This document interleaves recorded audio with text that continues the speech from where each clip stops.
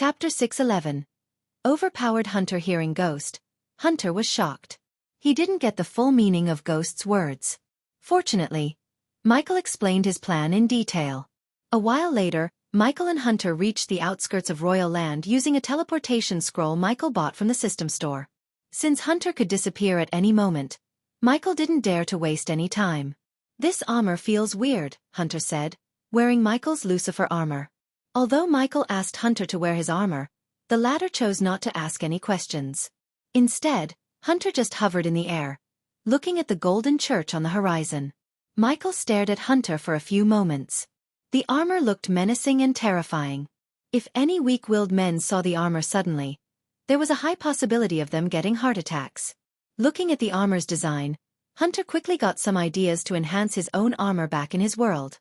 "Whatever you want me to do, we must do it quickly. I can feel the Shadow Realm's pull getting stronger." Hunter's voice was grave. "Hit me with enough force to send me crashing onto the church." Michael cracked his neck, preparing to get hit by Hunter. With the energy radiation Michael felt from Hunter, he knew the latter was stronger than him. However, Michael didn't compare himself with Hunter. Time flew differently in each universe. The Hunter before him might have spent more time in his world, getting stronger than him. With enough time, Michael had no doubt he would become the strongest being in the universe. To do that, he needed to push away his current enemies. "Just don't die," Hunter grinned. Soon, a golden light coiled around Hunter's wrist, forming the silhouettes of fire-breathing dragons. Boom! In a blink of an eye, Michael felt like he had been hit by a train. Before the brain could process everything and let him feel the pain, his body went crashing into the holy church's roof. Hunter looked at the tower, crumbling down, shaking his fist. His fist went numb after hitting Ghost. It was like he hit a metal wall. Hunter wondered what kind of cultivation Ghost was doing to be that strong. Ding, ding, ding. The holy guards who saw the tower collapsing quickly rang the bell to alert everyone. As a result, the soldiers adorned in white radiant armor rushed out of the church. They all shot to the sky from the ground like arrows to fight Hunter, who was in the Dark Lord's armor. The moment the holy guards saw Hunter, their eyes went wide behind their helmets. It wouldn't be an understatement to tell they trembled at the sight of the Dark Lord. In just a few moments, 50 holy guards surrounded Hunter. "This is fun," Hunter chuckled. "Abomination." This chapter upload first at Novel Bin. Net. If you want to read more chapters, please visit novelnext.com to experience faster update speed. Unholy evil. We will bring you to justice. Hunter furrowed his crease as he had never heard such cliché lines before. He wasn't hiding his energy radiation, but still, the soldiers remained without budging. The reality was the soldiers simply couldn't see Hunter's energy radiation as Michael did. Moreover, Hunter was oblivious to the fact that the Hydra's shout has robbed the cultivators of their ability to see others' cultivation levels. Hunter threw a glance at the reluctant soldiers before looking at the sky above him from the corner of his eye. He sensed sudden energy appearing above him. "Interesting," said Hunter. Ghost had informed Hunter about this. He briefly explained how someone or something might appear to spy on them. To his surprise, Ghost said he wanted them to see the battle. As per Ghost's request, Hunter didn't destroy the spy even though he could have done it with a simple flick of his wrist. When Hunter returned his gaze back to the holy guards, a guard slowly moved forward with his spear pointing at Hunter. Despite being surrounded by countless soldiers, Hunter remained calm. It was a pity that the system went offline. Otherwise, Hunter would have received quite a sum of experience and badass points. Hunter calmly raised his hand, drawing a skull in the air. The skull glimmered with bright white light. Phoo!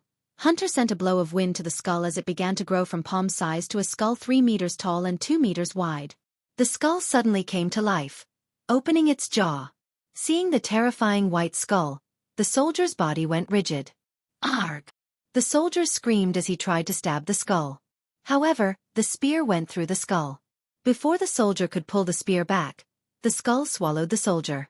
As soon as the skull touched the soldier, the poor one instantly turned into a puff of smoke. Even the armor wasn't spared by the skull. That was only a low-level spell. Hunter was surprised to see how weak the soldier was. Though the reality was the soldier wasn't weak. Hunter was too strong. The power gap between Hunter and the soldier to that of the earth to the sky. After all, in this world's cultivation stage, Hunter was at the celestial stage while the soldier was only at the soul refining stage. Even if hundreds of soldiers attacked Hunter at the same time, they still wouldn't be able to harm Hunter. Not even a bit. Following their fellow soldiers' sudden death, the rest trembled. The soldiers swallowed their shock and tried to attack Hunter again. They wanted to kill Hunter before he could cast another spell. Attacking Hunter before casting another spell would have worked if Hunter wasn't too damn stronger than them. Simply put, Hunter didn't even need to cast spells. Instead, he could just crush them with sheer physical strength alone. Hunter tilted his head with an amused smile on his face. He was pondering what spell he could use to kill them or just simply crush them to death as he would do to the traitors in his criminal empire. One after another, the soldiers standing behind the soldiers with spears started to cast the spells. In a few blinks of an eye, Hunter saw all kinds of shapes and symbols glowing in the clear sky. "Quiet the fireworks," Hunter said amusedly. Snap. Hunter just snapped his finger as a powerful sonic wave destroyed everyone around him, including the spellcasters. From the Holy Chech's front lawn, Michael saw the bloody mist in the sky. He asked Hunter to put on a show but never expected Hunter to slay the holy guards with a single snap. "Your Holiness." Michael turned around to see His Holiness chanting something under his breath. It didn't sound like a spell but an actual prayer to his gods. Yet Michael doubted any prayer could save His Holiness if Hunter decided to take him out. As far as Michael had witnessed, Hunter could destroy the church in a few mere moments. "Your Holiness, get to safety. His target is me. You go somewhere safe." "It's too dangerous here," Michael said gravely, pretending he cares more about His Holiness than his own life. This chapter upload first at Novel Bin. Net. If you want to read more chapters, please visit novelnext.com to experience faster update speed. Ghost, accept your sentence. Hunter's thunderous roar shook the church like an earthquake. It was a signal both Michael and Hunter agreed upon. Suppose Hunter felt he was going to disappear soon, Michael asked him to threaten him as loud as he could. "I will buy you some time, Your Holiness." The old man was still praying with his eyes closed. The holy guards around the old man wanted to take him away from the church to the secret bunker. However, the old man didn't budge an inch. Instead, he tried to strike down evil with his prayer. Sling. Michael unsheathed his two swords before launching himself toward Hunter. As though nature itself had terrified, the clear sky turned dark and covered by storm clouds in a few moments. Michael and Hunter met mid-air, preparing to put on a show. Hunter flicked his wrist as a metal rod engraved with coiling snakes appeared in Hunter's. When Hunter clasped the metal rod tight, the hilt lit up, turning itself into an energy whip. The radiant red energy pulsated energy along with a low-pitched whistling sound. At this time, Mutrad and several prominent figures in the Guardian Guild appeared near the Holy Church using teleportation. As soon as Mutrad saw Ghost fighting the Dark Lord, he creased his brows. Just yesterday Mutrad theorized that Ghost and the Dark Lord were the same people. He couldn't believe he was proven wrong. "I won't give you a quick death. Instead, I will make you suffer," Hunter snarled. Hunter then swung the energy whip. Since Ghost asked him to put up a real show, Hunter didn't hold back. He swung the energy whip vigorously. Unlike swords, defending himself from a whip took a great effort for Michael. With swords or any other metal weapons, Michael could predict its trajectory. But with an energy whip, he was unable to, especially with Hunter's speed. Nonetheless, Michael moved his swords with speed and finesse, blocking the energy whip. Unfortunately, every time Michael blocked the energy whip with his swords, the energy whip chipped a piece away. At this point, the Guardian captains flew straight to Hunter with the sole intent to bring him down. While deflecting the energy whip, Michael looked around to see several people flying toward Hunter. He wondered where Noah was. Unfortunately, luck wasn't on Michael's side as Noah was nowhere to be found. Instead, Michael saw several men and women dashing at Hunter. "Annoying flies." Hunter just waved his hand, shooting a powerful sonic wave from the tip of his fingers. Just like before, the Guardian captains along with several Guardians exploded to death. "You won't get a painless death like that, Ghost," Hunter growled, increasing the speed of his swings. "Zeich!" One of the wings finally brushed past Michael's hand. The energy whip burnt Michael's arm, completely scorching his skin. Just as Mutrad was about to join the battle when a vortex appeared in the sky. Upon seeing the vortex in the sky, Hunter stopped swinging the energy whip. "I've been summoned," Hunter said, loud enough for everyone around them to hear him. But before I go, I have a gift for the Holy Church. Hunter raised both his hands towards the sky as Michael felt the clouds turning darker and darker. The howling sound followed by the dark clouds was nothing but ominous. Everyone was stunned to see the sky turning darker despite the time of the day. All the clouds gathered around the vortex to create an ominous storm. The next moment, a meteor slowly emerged from the storm clouds, enveloped in fire. Looking at the gargantuan meteor above his head, Michael felt the urge to move aside from its path. No more churches in my domain, Hunter growled. Chapter 6:12. Ghost is not the Dark Lord. The meteor appeared, bringing down thunderclaps and several flashes of lightning. Those who witnessed the Dark Lord casually creating a meteor trembled. Even the Guardian captains halted their steps. Hunter lowered his arms without uttering a word, letting the meteor loose towards the Holy Church. Despite the church being protected by several arrays and countless runes, they were unable to stop the meteor. According to Michael's world sense, the spell Hunter cast belonged to the legendary class. Even in Hunter's world, the meteor spell was a top-tier spell. Not every image had the mana to cast such a powerful spell. Your Holiness! The holy guards quickly surrounded the old man, forming a human chain around him. They all promptly grabbed each other's arms as their armor began to radiate bright warm energy.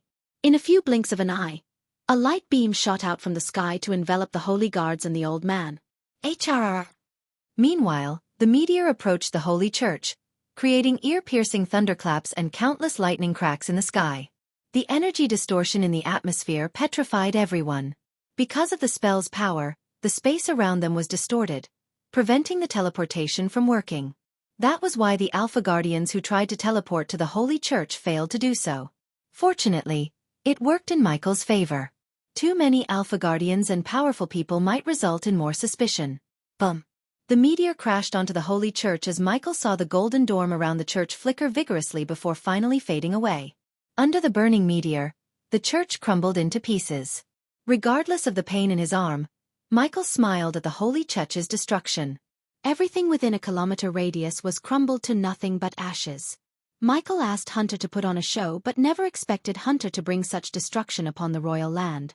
At least, the Guardians evacuated the nobles and the people on time. Still, the meteor took many lives. The shockwave even destroyed some of the walls around King Kramer's castle. Everyone coughed and closed their eyes due to the mushroom cloud produced by the crash. The rest were tossed into the air like kites without anchors except for Michael and a few others. Michael quickly rubbed his eyes, trying to locate Hunter. Eventually, Michael was able to open his eyes to see Hunter hovering in the air. Unfortunately, due to the dust storm and the fire particles in the air, Michael could barely see Hunter. Hunter grinned, admiring the destruction he caused. A while later he slowly turned his gaze. Get your schedule free. I will meet you next week. It's going to be a hell of a ride. Michael smirked before flying into the vortex above him. He took my armor, Michael growled, but after thinking about how much Hunter helped him, he couldn't help smiling inside. It's time for a new armor anyways. Michael really felt lighthearted and relieved. Not because he destroyed the Holy Church, although it was part of a reason for his delight, but because everyone witnessed Ghost fighting the Dark Lord. It would be hard to connect him to the Dark Lord now. Even though Michael had no idea that Mutrad connected Ghost to the Dark Lord, his plan completely messed up Mutrad's theory. In the battle between wits, Michael scored 1 against Mutrad. After several hours, the Guardians erupted white tents in the wasteland, which was previously the Holy Church surrounded by an alluring maple forest. Michael sat on a chair inside of the tents, waiting for someone from the Guardians to appear. A couple of Holy Guards and Guardians, both were at the soul refining stage, stood guard on each core of the square tent, protecting Michael. Everyone believed Ghost was the Dark Lord's target, and he destroyed the Holy Church because they allied themselves with Ghost. While waiting, Michael drummed the table with his fingers. Eventually, Michael saw a blue-haired young man with a tiny fish tattoo on the center of his forehead entering the tent. This chapter upload first at novel.bin.net. If you want to read more chapters, please visit novelnext.com to experience faster update speed. Although the youngster looked human, something about the young man made him stand out. To Michael's surprise, the young man was at the fusion stage, almost as strong as his ghost persona. Nevertheless, the Dark Lord could still crush the youngster in a few moments unless the young man possessed some sick legendary spells. How are you feeling? The young man asked Michael with neither a friendly nor hostile voice. Good, I guess, Michael sighed. Before we go further, let me introduce myself properly. I am Mutrad Halrid. I am here to investigate and catch the Dark Lord before he does more damage than he already has, Mutrad said gravely. Michael was surprised by Mutrad. He thought he would meet someone from the Sea Folk but never expected their meeting would happen this soon. Regardless, Michael didn't show his surprise on his face. I hope you succeed, Lord Mutrad. Michael nodded as though he really gave his blessing to Mutrad. In reality, Michael was imagining crushing Mutrad to a bloody pulp. In a few seconds, Michael killed Mutrad in multiple ways. Now tell me what happened before you appeared in the royal land, Mutrad asked. Well, I was in Thera. I went there to attend the aqua auction. Michael began to recount everything truthfully except the part where he went to catch Heinberg's killer and the part where he met Mugashiku. I don't know where he came from. One moment I was in my room, and the next, I was in the sky near the holy church. Did he say anything about why he chose you as his next target? Mutrad asked. He was saying some bullshit about me using my talents to profit instead of helping the needy, Michael said. He knew how Noah felt about him as the latter always disliked Michael selling his potions for high prices to the nobles instead of helping the poor. So Michael decided to connect Noah with the Dark Lord as much as possible. Where were you in Thera exactly? You serious? There is a plague going on there, and guess who found the cure? Michael smirked. I was brewing the cures when that evil bastard teleported me here. Now I have to find another portal to get to Thera again. Michael sounded genuinely mad. In fact, he was mad at Hunter. By destroying the holy church, he destroyed the teleportation portal. He could use the runic teleportation to get to Thera. First, however, Michael needed to go through a teleportation portal to avoid raising any suspicions. Did you hear the Dark Lord saying he has been summoned? Michael questioned Mutrad for a second. This chapter upload first at Novel Bin. Net. If you want to read more chapters, please visit novelnext.com to experience faster update speed. Mutrad nodded. Is there any chance there is another one above the Dark Lord? Michael asked Mutrad, putting Mutrad in deep thought. No matter how hard he thought about the facts, Mutrad couldn't connect Ghost to the Dark Lord anymore. The facts simply didn't sit right with his theory of Ghost being the Dark Lord anymore. So, as a member of an advanced civilization, Mutrad infused himself with the ability to see through someone's cultivation level in Elon and Azer. Because of that, Mutrad was able to see Michael's fusion stage cultivation, and the Dark Lord was at the celestial stage. After seeing the celestial stage cultivation level, Mutrad's theories such as Ghost using puppets, slaves, and illusions to duplicate himself went out the window. No way anyone could create a celestial stage duplicate. Even among sea folks, only one celestial being existed. At least, that's what Mutrad learned from his elders. Mutrad couldn't explain or connect Ghost to the Dark Lord anymore. He was so sure about that, but now, his theory crumbled to pieces. Thus, the best thing Mutrad could do was get as much information about the Dark Lord from Ghost. If Ghost was really the Dark Lord's target, he needed their help as much as they needed his. Maybe or maybe not, Mutrad answered nonchalantly. Do you have any idea why he wanted to kill you in front of the Holy Church? You saw the spell he cast. If he wanted to kill you, you would have been dead. Yeah, no shit, Michael rolled his eyes. Didn't you hear him screaming how he wanted to torture me instead of giving me a painless death? He must have really liked to put on a show. Man, I can't wait to get back to Mazeroth. That might be the only place he'll be safe. As far as Mutrad could tell, Ghost wasn't lying. There were no signs of him lying on his face. Even the micro-reactions, his eye movement, and voice modulation were perfect, almost too perfect. Everything Mutrad saw led him to believe Ghost was not the Dark Lord. In fact, he might be the Dark Lord's target, and every fact he had previously might just be a coincidence. Unknowing to Mutrad, the confusion and chaos in his mind were visible to Michael. He had to thank Hunter for coming to his word when he did.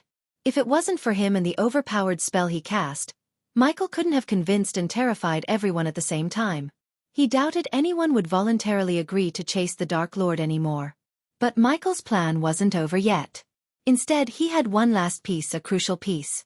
He entrusted his beloved Gaia to the last part of his plan. Suppose everything went according to his plan. Even the Sky Hall would think twice before messing with the Dark Lord. Can I go now, Lord Mutrad? I am exhausted. If I am going to die, I want to enjoy the last moments of my life with my fiancé instead of sitting in this tent. No offense. None taken, Mutrad said, heaving a sigh of relief. Michael finally stood up. I really hope you catch that bastard Lord Mutrad. May the gods are with you on your hunt. Michael smiled at Mutrad before walking out of the tent. Now that Hunter had destroyed the portal, he had to visit Aragoth to use their portal. Fortunately, he knew Olivia, so using their portal wouldn't be a hassle. From now on, Michael could entirely focus on building his business empire as Ghost and Order of Death in the Shadows as the Dark Lord. Chapter 613. Plan to subdue the Grim Reapers. Thanks to Olivia's connection, Aragoth Academy permitted Michael to use the portal for no charge.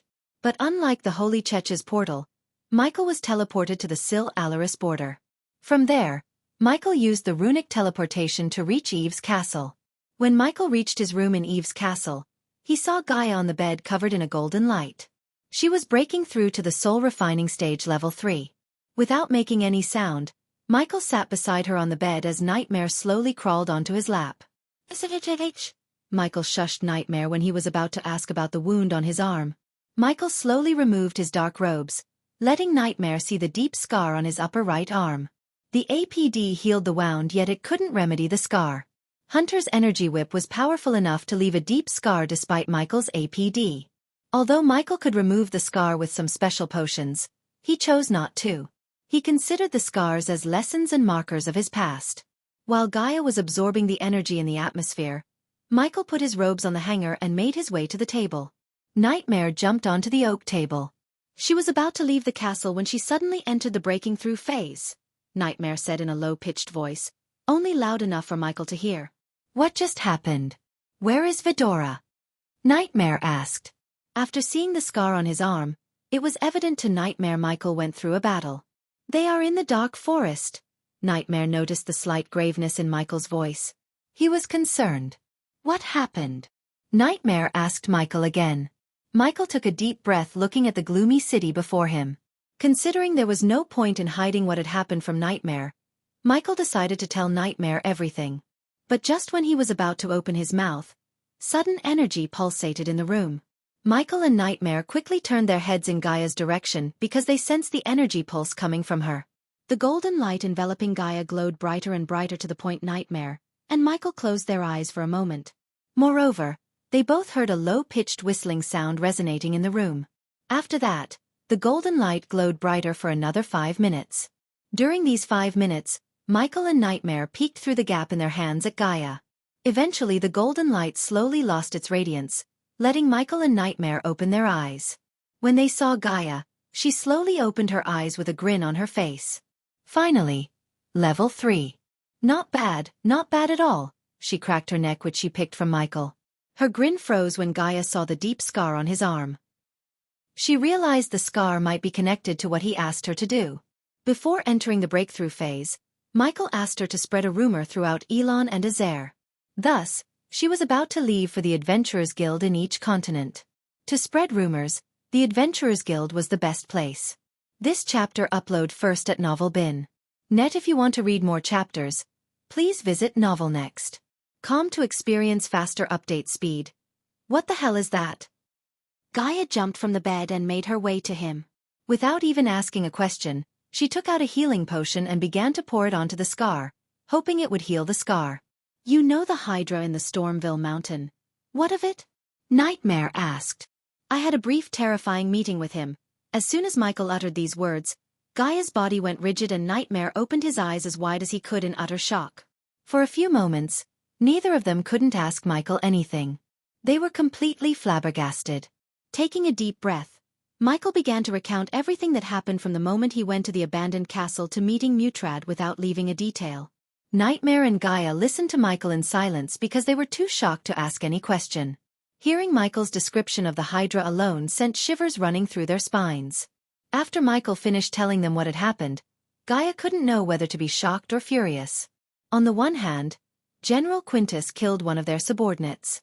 But on the other hand, Michael met the Hydra with another worlder and was given a task to find some mysterious energy balls. I will let Vidora handle Quintus. After everything that happened, they need something to take their minds off, Michael said. Yes. Gaia sympathized with Vidora, especially Iag, who bragged about meeting her own kind and exploring her homeworld. However, after hearing that Vidora and Mugashuku were the last of their kind, Gaia couldn't help but pity Iag. I don't know what to say, human. At least I feel relieved that you put the blame on the Otherworlder. Now no one will think you might be the Dark Lord.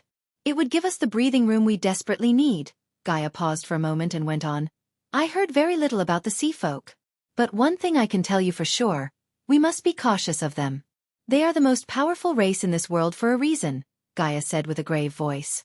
It's better we stay as far as possible from them, Michael nodded. According to what he heard from Layla, sea folks had never entered into any great wars like the other races living on the land which they sea folks named Upsiders. As a result, the sea folks had never lost powerful cultivators like the Upsiders.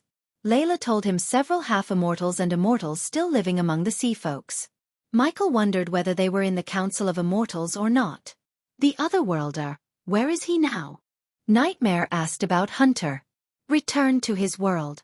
I don't think he could ever come back to our world for quite some time. This is great because when we started a fake battle, I sensed something watching us. Did you sense his cultivation level? If he was able to kill soul refiners with a snap of his fingers, I don't think he was just a fusion stage cultivator. He must be stronger. Gaia creased her brows. Do you mean he was a half-immortal? Asked Nightmare. This chapter upload first at Novel Bin. Net if you want to read more chapters, please visit novelnext.com to experience faster update speed. Maybe he was an immortal. Gaia couldn't believe what she was saying. The humans had never seen an immortal in 1,000 years. As per the history books Nagaland had on humans had the lowest chance to reach immortality due to their lifestyles and shorter lifespans. For instance, a human at the core formation stage would live for 200 years while the other races had a typical lifespan of 400 years. Moreover, the humans' cultivation was often interrupted by bottlenecks, unlike the other races. Since the Council of Immortals rarely appeared in public, only a handful of people knew about them. Something told Michael that Hunter was stronger than even an immortal. Unfortunately, Hunter's power had been suppressed after he reached this universe. Hunter's system had to turn the celestial energy into astral energy, which Hunter used to cultivate. Due to the energy conversion, Hunter was operating with a limited amount of power. Even with limited power, when Hunter cast his first spell, it created a massive ripple in the atmosphere, which freaked out the entire Council of Immortals. As Michael was speaking to Gaia, the Council of Immortals was preparing to meet the Sky Hall Elders. What if the Sky Hall sent half-immortals and immortals to chase down the Dark Lord? Nightmare asked a question that's been in Michael and Gaia's minds. They might. That's why we need to be extra cautious from now on. If we don't leave any trail, they won't be able to find us, said Michael. So what do we do next? Asked Gaia. We build our own teleporter, Michael cracked his neck. A few months ago, building a teleporter was an impossible task for him. However, with a 6-star rune master like Eladir, he could build his own teleportation array. Although he had the runic teleportation skill, it wouldn't work when he was in a battle. So if Michael had met a stronger enemy and wanted to teleport away to escape, the runic teleportation wouldn't be of any help.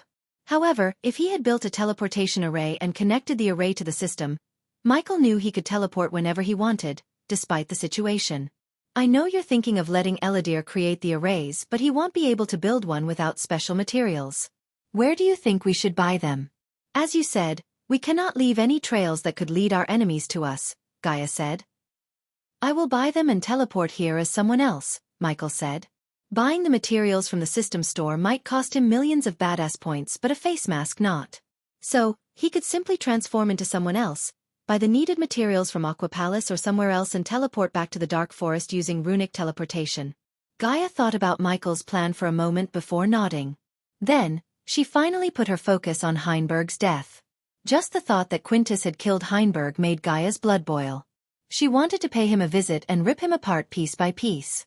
I don't want to rush Vidora, but I need Quintus dead within a week. We cannot let someone who killed our subordinate live for long. It makes us look weak, Gaia growled. Why don't we go somewhere else and let our pent-up anger out? Michael asked with a devilish grin. Are you thinking what I am thinking? Gaia too grinned like a devil after hearing Michael, which confused Nightmare. What are you two talking about? With a flick of his wrist, Michael took out the golden parchment he got from the Reaper before killing the Reaper. The Grim Reaper headquarters in Aur, Michael said. It was time Michael had paid them a visit and made them pay for putting his life in danger on several occasions. If Michael left the Grim Reapers left alone, someone with enough coins would always put a bounty on his head. Therefore, Michael decided to either wipe them out or make them join the Order of Death. Chapter 614. Visiting the Reapers Guild. When the night blanketed the forest between Sil Allery and Thera, Michael and Gaia descended through the canopy to the thicket. They navigated through the woods. They step on dried twigs and leaves, making creaking noises. Michael focused on the environmental map to see if any Reapers were around them. But to Michael's surprise, he hadn't found a soul. Michael thought it must be because the Reapers wanted to maintain secrecy. After all, having several men patrolling could expose their location. Gaia followed the map, and eventually, they reached the hills adjacent to the forests. As far as one could see, there was nothing but stone before them. It should be here somewhere. Gaia furrowed her crease, running her hand through the rough surface. Michael stood a couple of meters away from the hill under the shade of ancient banyan trees. He looked around the place to locate if there were any illusion runes near them. Yet, he found nothing, which meant there was no illusion. So, after a while, Michael summoned the system. System, scan the place to see if there are any hidden entrances. Since it was just a simple scam, the system only asked for 5,000 badass points. Afterward, a pale blue light shot out from Michael, visible only to him, searching for hidden entrances in the hill. Off Kraus, Michael knew there was a possibility the Reaper had given him the wrong location. But he looked the Reaper in the eyes when he received the parchment. So unless the Reaper was a peerless liar, this place must be their hideout. Are you sure this map is legit? Gaia asked Michael. He stayed silent until the blue light in his sight turned jade green, spotlighting an area. The system has found an entrance protected by secret arrays and runes. Does the host wish to break them? It would cost the host 15,000 badass points. Yes, Michael said nonchalantly. The jade green light intensified as the hill spotlighted by the system trembled. Soon, it split open with a slow creak. How'd you? Never mind, Gaia was startled, but she was with him long enough not to get surprised by things like this. Before taking a step into the cave, Gaia conjured a ball of light in her hand, tossing it into the cave to not only light the cave but also detect if there were any hidden traps. Afterward, the both of them cautiously walked through the cave, expecting trouble any second. Is this place supposed to be empty? Gaia questioned after noticing the empty caves. She could understand why there were no Reapers outside, but she wondered why there were no guards inside either. I don't think so, Michael said in a husky voice. They continued to walk without triggering any traps or meeting Reapers until they reached a spacious hall lit by a crimson-red chandelier hanging from the cave top. Surprisingly, the hall seemed to have been tossed by someone else. All the tables were either broken or upside down, the quest boards were destroyed, and what could have been the counter was burnt to ashes. This chapter upload first at Novel Bin. Net. If you want to read more chapters, please visit novelnext.com to experience faster update speed. This is not what I was expecting, Gaia said. She looked around instead of moving forward. At this point, Michael realized why there were no guards on the way or any life signs detected on the environmental scanning map. Michael slowly hovered to the burnt counter. He thought the Reapers Guild would be bigger than a simple hall. He was disappointed. What happened here? Did someone kill them all? If so, where are the bodies? Gaia questioned Michael while looking around the hall. When Michael reached the pile of ash, he found nothing. Still, he bent down to pick up a handful of ashes. Michael took out a portion from the system storage before pouring the silver liquid into the ash. Since Michael was a 5-star alchemist, he brewed many potions in his free time. This potion was one of them. He used it previously to find Jack's blood trail in the forest. If someone had burnt the Reapers, the potion would turn the ash red after absorbing the silver liquid. As Michael expected, the ash became red. So someone killed them all? But why and who? This place must have had a fusion stage Reaper. Every Reaper guild has one, Gaia furrowed her crease. On top of a fusion stage cultivator, she knew the guild would have had several soul-refining stage cultivators along with powerful defense arrays and runes. If this place only had one fusion stage cultivator, he must have been the one who tried to kill me back on the floating mountain. Michael tossed the ash to the ground and dusted his hands. I killed him, leaving this place with no fusion stage Reaper. Michael hovered around to see if there were clues to figure out what had happened here. But he found none. Whoever killed them did a thorough job of erasing the evidence. We need to figure out whether this is connected to someone sending a Reaper after you or not, Gaia said. Michael nodded. If we could get our hands on some Reapers in Elon or Azair, we might get some ideas. We cannot deny the possibility this might have happened because of some internal dispute. Gaia was right. Yet Michael didn't think it was the case. He needed more concrete evidence before coming to a conclusion. But one thing was for sure, he wouldn't be bothered by the Reapers for some time. Let's go. Michael threw some spiders around the place before flying out of the cave. Suppose the killer or the killers returned to the cave, the spiders would catch them. After leaving the cave, Michael and Gaia flew higher and higher until they flew past the clouds. Then, they stopped to enjoy the starry sky. Lord Information. He might know something about this, Michael said. That elf made his living by selling information. So if someone knew about the Reaper's Guild destruction, it was him. Why waste time? Let's go there now. You can teleport us there, right? If someone asked, we could say we used some teleportation scrolls we got from some ruin. Michael agreed with Gaia. Although the scenery was too alluring, he was not in the mood to enjoy it. Instead, Michael willed the system to unequip his old Lucifer armor. Thanks to Hunter, who disappeared wearing his dark suit too, his latest armor, Michael had to wear his old one. Because of that, Michael had to forge new armor again. But this time, Michael decided to take his time and forge the armor from the materials bought from the system. To do that, Michael had to upgrade the system first, which he would do as soon as the auction was over. This chapter upload first at Novel Bin. Net. If you want to read more chapters, please visit novelnext.com to experience faster update speed. When Michael appeared behind a tavern in Sarton, it was already midnight. The streets were empty, blanketed with a tiny layer of whiteness. The snowflakes rained down upon them, making the night colder and prettier too. Since Michael and Gaia visited Lord Information a couple of times, they knew the way to Mary's Flower, where Lord Information resides. The streets were void of any light except fireflies which illuminated the road and the falling snow specks. Michael and Gaia walked the paved streets under the embrace of darkness until they saw the brightly lit Mary's Flower shop. Even at this hour, the shop was brightened by 2 street lamps and a glowing blue rub atop the roses. Cling! Michael pushed open the door, ringing a bell attached to the door. Welcome to Mary's Flowers, the same brown-haired girl from before greeted Michael and Gaia with a bright smile. Can we meet Lord Information? It's kind of an urgent matter, Michael said. Send them in. Michael heard Lord Information's voice resonate in the room. They both followed the girl to one of the glass racks filled with rose bouquets. Sliding the glass door, the girl pulled the bouquet in the center just like before. After entering the room, Michael saw Lord Information sitting behind the oak table with a tall stack of parchments. He had enough parchments to bury a grown man underneath. The candlelight illuminated the elf's fatigued face. You traveled very fast from Royal Land to Thera and Thera to here. Lord Information surprised Michael and Gaia. To be honest, even Michael was freaked out by Lord Information's extent of reach. Michael thought he only operated in Elon and Azair. Now he realized Aur wasn't out of his reach either. After Michael and Gaia took their seats before Lord Information, he closed the parchment he was reading and turned his gaze towards them. So how may I help you? Asked Lord Information. Someone has put a bounty on my head again. Lord Information. I need to know who, and as usual, am willing to pay any price for that information, said Michael, leaning back on his chair. We also need the Reaper's Guild locations, asked Gaia. Lord Information had never been concerned about what his clients would do with the information provided by him. His clients valued privacy.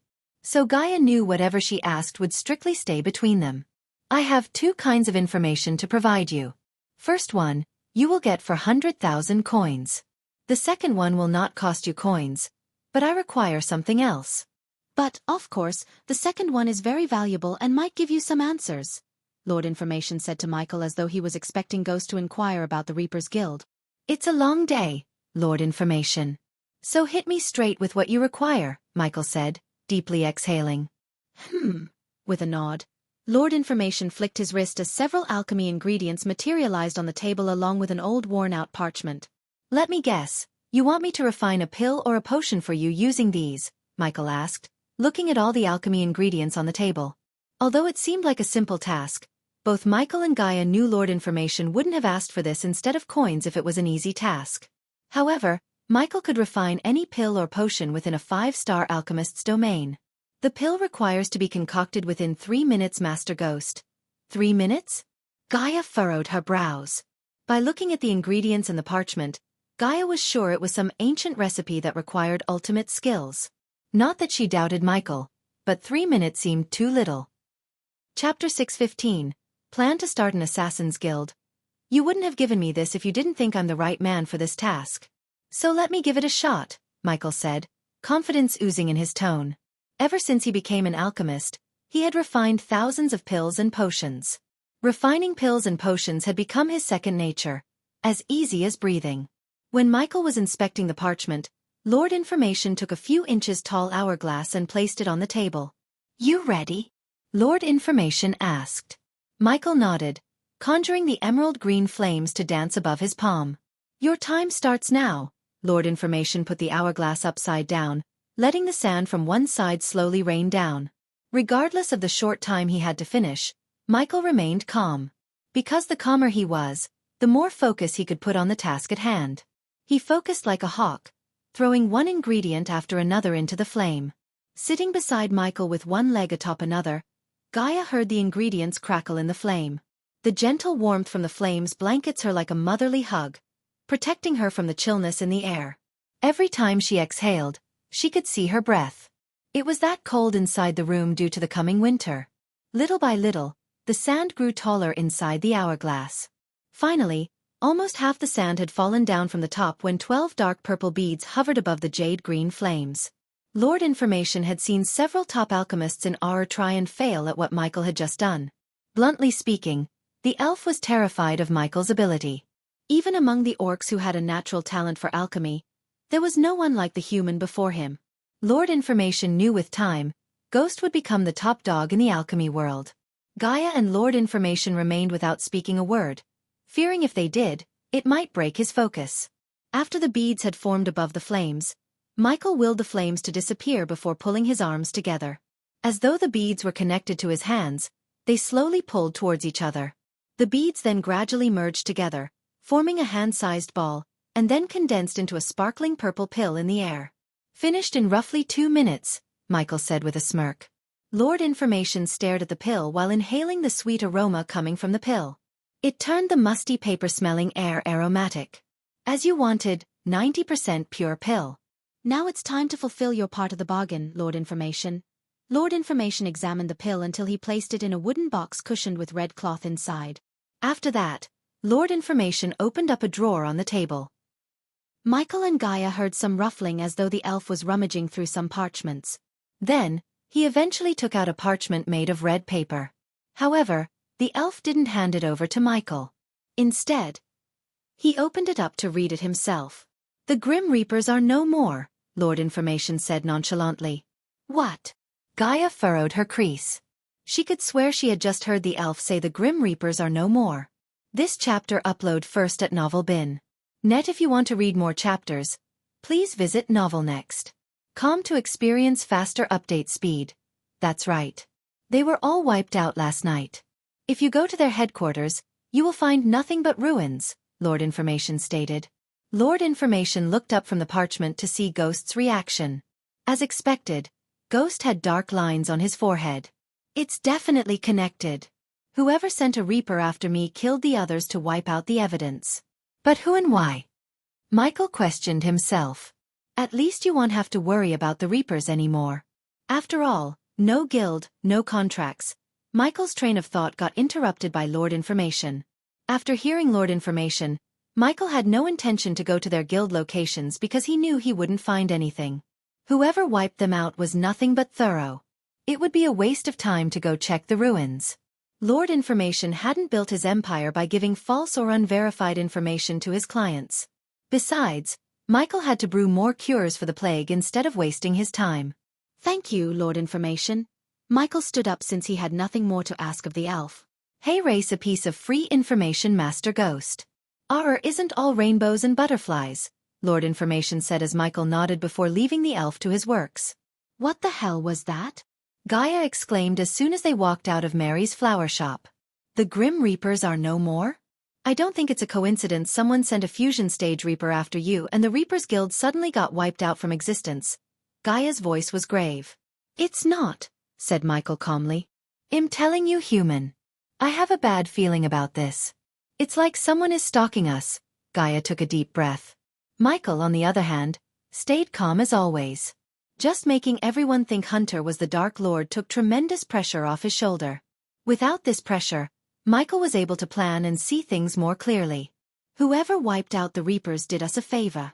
As the elf said, now no one can put a bounty on our heads. It's a pity we couldn't swallow the Grim Reapers into our organization. But it paves the way to something greater, something I'm best at, Michael grinned. Looking at the bright grin on his face, Gaia was taken aback by surprise. His smile was like that of a kid who received a brand new toy he had wanted for a long time. The smile wiped away the worries in Gaia's heart as it always did. Okay. You're clearly planning something. Tell me what it is, Gaia asked.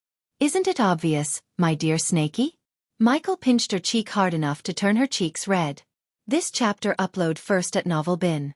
Net if you want to read more chapters, please visit Novel Next. Com to experience faster update speed. We are going to start our own assassin guild, Michael smirked. After finding out about the Sea Folk's arrival, Michael knew he needed to further strengthen the might of his army. He knew the nature of these cultivators. Sooner or later, they would try to control the Upsiders so they could be more powerful. As far as he was concerned, they just used the Dark Lord as an excuse to step into their world. He couldn't care less about the Sea Folk for now. However, since they were set on finding the Dark Lord, he would fight back. That was his resolve. To his glee, he received a new opportunity to increase his power. At the moment, General Quintus was walking through a dark cave. He used an oil torch to light the path in front of him. There was something odd about the cave. Quintus couldn't describe the feeling, but it was there. If he had to, he would describe the cave as a nest of evil. Even a war veteran like Quintus shivered, taking steps forward. Eventually, after walking for almost 15 minutes without any guards or weapons, Quintus reached a stone door. He took a deep breath before knocking on the stone door 3 times. The door slowly creaked open, revealing a dark room lit with red orbs on the walls. Quintus twitched his nose, trying to prevent the putrid smell in the air from entering his nostrils. He looked around to locate the master of this place. Instead, he only found steel tables with bloody knives, bloodstains on the walls, and a few pieces of flesh. The place reminded Quintus of some butcher shops. Only they butchered humans instead of cattle. Quintus made a fortune sending slaves and orphans to this place. Quintus feared nothing. No war or no famine could make him shudder except his employer. Just the thought of meeting his employer gave him chills. Quintus. His body went rigid when he heard a whisper resonate in the room. Did you finish your task? The voice whispered again. It sounded neither of a man nor a woman. Rather, this voice was beastly. Yes, Quintus said. Beads of sweat formed on his forehead as he shivered. He tried to turn his head, but his brain refused to obey his commands. Good, good, good. The whisper sounded close to his ear. He could feel his neck hair stand up straight. True to his words, Quintus finished his task. It's time you received the gift, my dear Quintus. A cold chill ran through his spine. He hardly had time to wonder when he felt a strong force pushing him onto one of the steel tables stained with blood. Arg! Quintus wiggled violently to fight the invisible force. However, the force lifted him off the ground, putting him on the table. His hands and legs went rigid as Quintus couldn't feel them anymore. In fact, he only had feelings in his eyes. Sooner, Quintus noticed red orbs flicker. You will thank me later, the voice said. It wasn't too long before Quintus saw his mysterious employer. He didn't know the employer was a he or a she. In fact, he even doubted it was even a human. The figure that appeared in his sight had a humanoid shape, approximately 3 meters tall, and was covered in dark hooded cloaks, making them closely resemble spirits. The face was barely visible due to the cloak. Whatever Quintus saw was grayed and decayed, looking like a decomposing corpse. Its breath smelled putrid, like blood and poison. Quintus tried to move his body only to fail. Except for his eyes, he couldn't move an inch of his body. You rattled the death's cage, the creature whispered, gliding in the air around Quintus. This meeting was supposed to be an exchange. He was supposed to show the bloody blade that took Heinberg's life and receive the said gold coins in exchange. But, not in a million years Quintus thought he would end up on this torture table. Only the gift can save you now. The figure touched Quintus with its slimy-looking grayish hand. He felt a bone-chilling coldness throughout his body when it touched his skin. Eek! Quintus gasped for air as his eyes suddenly turned as white as pure snowflakes. The creature slowly glided over Quintus' head, running its cold nails through his neck. Then suddenly, it lunged his teeth at Quintus' neck. Blood sprayed out of his neck as the creature sunk its teeth deep into his neck. His entire body started to shake. Little by little, veins popped out from Quintus' skin. In just a few moments, Quintus opened his mouth, revealing his canine tooth slowly, taking the shape of vampire fangs. The novel will be updated first on this website. Come back and continue reading tomorrow, everyone. The novel will be updated first on this website. Come back and continue reading tomorrow, everyone. Chapter 616. Aqua Auction begins. The Aqua Palace was nearly 3,000 miles away from Ysirius where the Voldegard Castle was located. Normally it would take 3 to 4 days for a cultivator to reach the Aqua Palace. Since Eve was accompanying Michael with the 4 soul refining stage protectors, Michael, Gaia, and Nightmare flew to the Aqua Palace instead of simply teleporting. During these 3 days, Michael had a very peaceful life. He talked to Eve about the elves, how they operated, and the power dynamic in R. Michael brewed the cures to stockpile them whenever they stopped flying and erupted camps to rest. In order to avoid raising the Empress' attention, the rival families simply chose to ignore the Voldegards until the auction ends. Eventually, when the clouds covered the morning sun, hardly letting pass any sunrays, Michael and the rest arrived at the Aqua Palace. The people on the island gradually increased as more and more people arrived at the island by luxurious ships, airships, and simply flying like Michael. At the island, dozens of soldiers clad in metal armor along with cultivators wearing simple mage robes stood vigilantly to maintain order. Anyone who entered the city had to hand over 10,000 coins as the entry fee. Only in this way could they enter the Aqua Palace without being thrown out by the guards. The Aqua Palace didn't offer VIP cards to many but only to prestigious and powerful people. Every time an auction begins, the soldiers were informed about the VIP card holders so they could provide the utmost respect and excellent service. Because of that, the soldiers instantly recognized Eve and allowed them to fly directly to the entrance instead of walking like the rest. Although the nobles who witnessed the special treatment felt annoyed, they didn't dare to question the guards, which was equivalent to questioning the Aqua Palace itself. It wasn't an understatement to say that Aqua Palace ran the auction with an iron fist. Any hiccups to the auction would directly result in the guards' termination. Sometimes they would lose jobs and sometimes they would lose their lives. Hence, the guards watched everyone like hawks. After entering the palace, they saw glowing arrows in the air, leading the VIP guests towards their allocated rooms. A few people threw shocked glances at Eve, but she ignored everyone. Michael noticed there wasn't a single one who greeted Eve with a friendly smile. In fact, they didn't even bother to glance at Nightmare or Michael. Since Michael and the group arrived at the palace early, they didn't meet other VIP guests on their way to the second floor. Because of Eve and her connection, the auction token he received from the Alchemy Guild became a waste. Instead of using his token, he could now use Eve's VIP card to bid on the items. After taking their seats on the comfy sofas, Michael stared at the stadium outside. It reminded him of the football stadiums on the Earth. Only this was several times bigger and grander than them. They all witnessed the stadium getting filled with people rapidly in silence.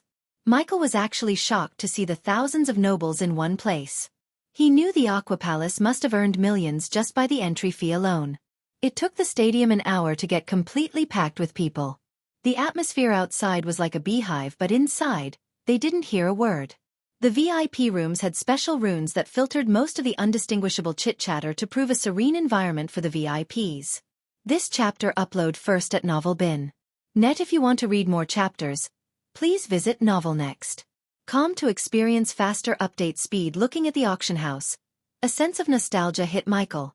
It wasn't long ago when he visited the Phoenix Manor to attend an auction. At that time, he wasn't even a core formation cultivator. He remembered how he bought a teleportation scroll to escape Lord Julius. But now that he thought about everything, he couldn't help smiling.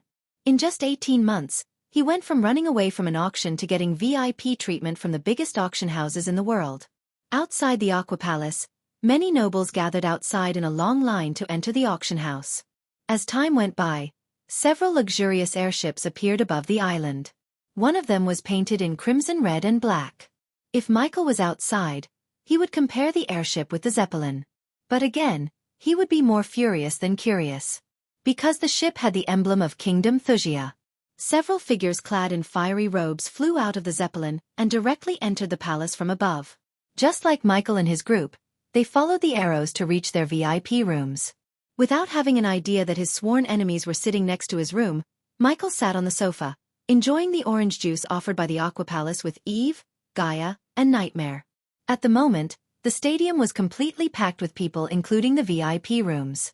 The Aqua Palace's marketing caused the auction to be one of the biggest auctions in the last decade.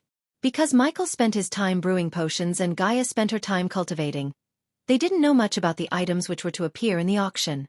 They would have bothered to care if they had enough coins to afford the items.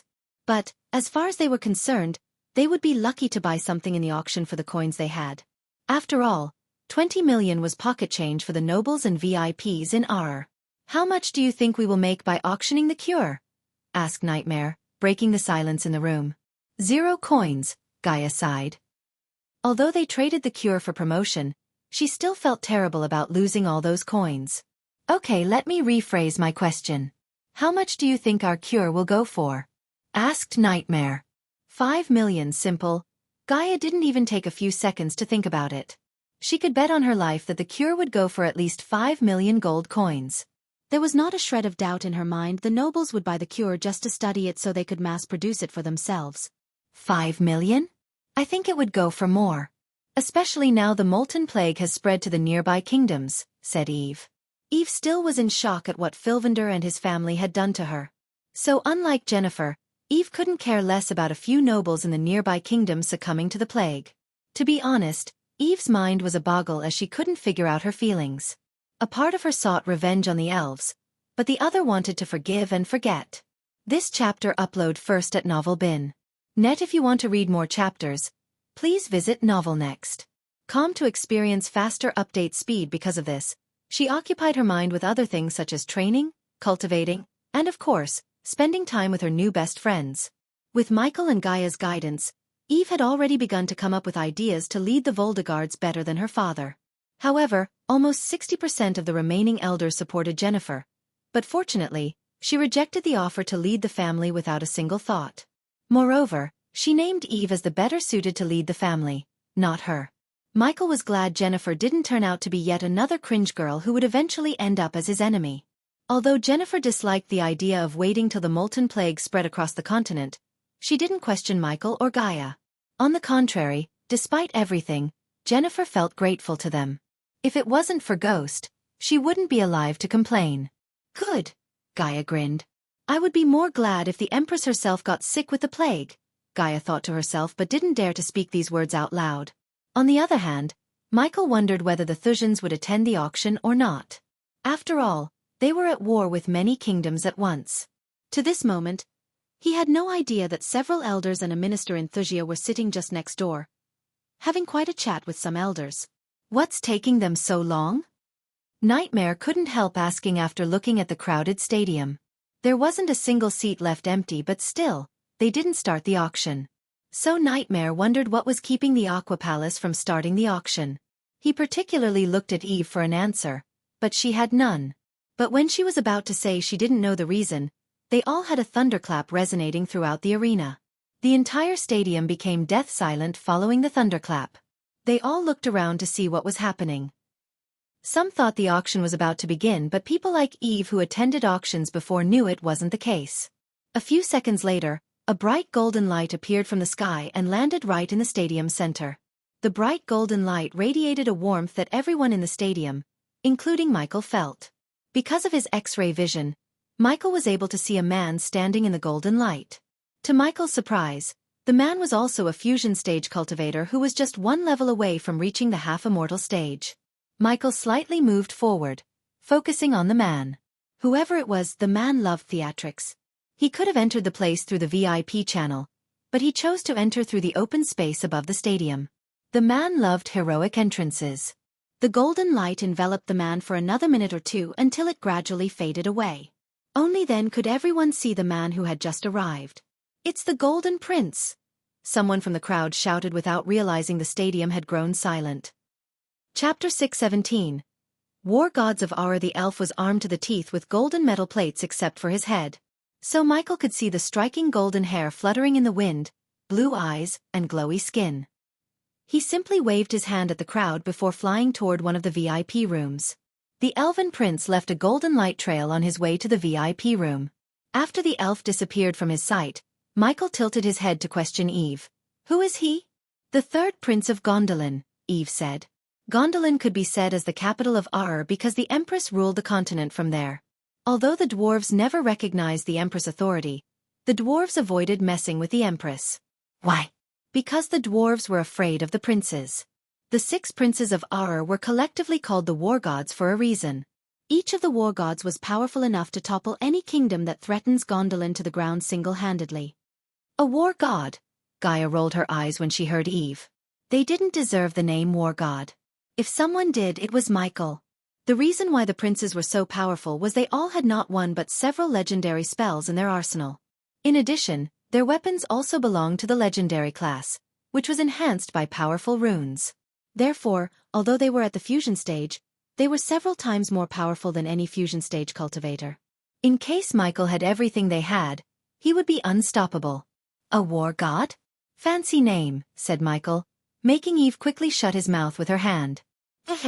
When they heard Michael, the soul refiners' faces turned pale as a white sheet. Not a single one in Aur wasn't afraid of the war gods. Michael looked at everyone to realize he was a big deal in Aur. Don't speak ill of them. In fact, don't speak about them at all, said Eve. Why? Michael asked since he didn't know a thing about a war god. As far as he could guess, they were some kind of generals in the Empress army. He wasn't wrong though, but they were not simply generals. Each of them was a one-man army who had been protecting Gondolin for centuries. Because they could kill you and no one can do anything about it, Eve said with a grave tone which only made Michael more curious. Interesting. Michael dragged his voice.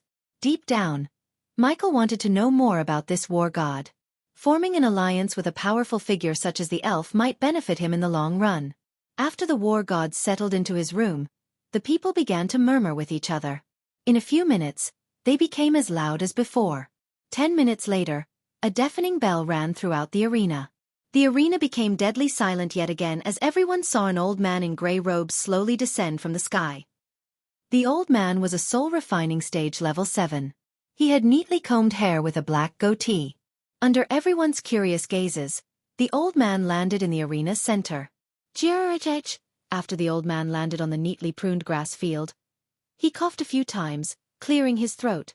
This chapter upload first at Novel Bin.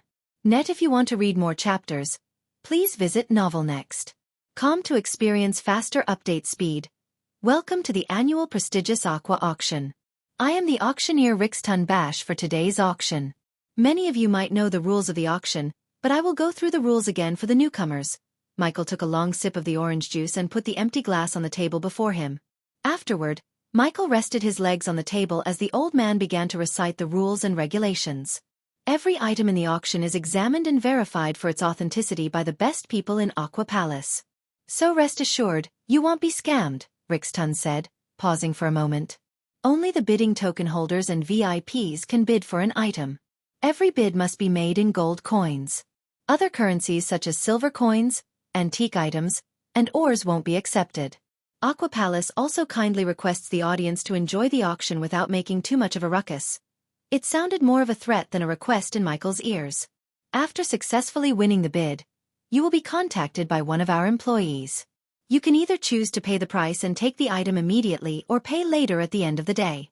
The auction will last for 3 days and battles are strictly forbidden on the Aqua Palace grounds. Rixton's grave voice reverberated through the arena. Knowing the Aqua Palace, none dared to break the rules. After all, the Aqua Palace was owned by the Arctic Hall and the Empress.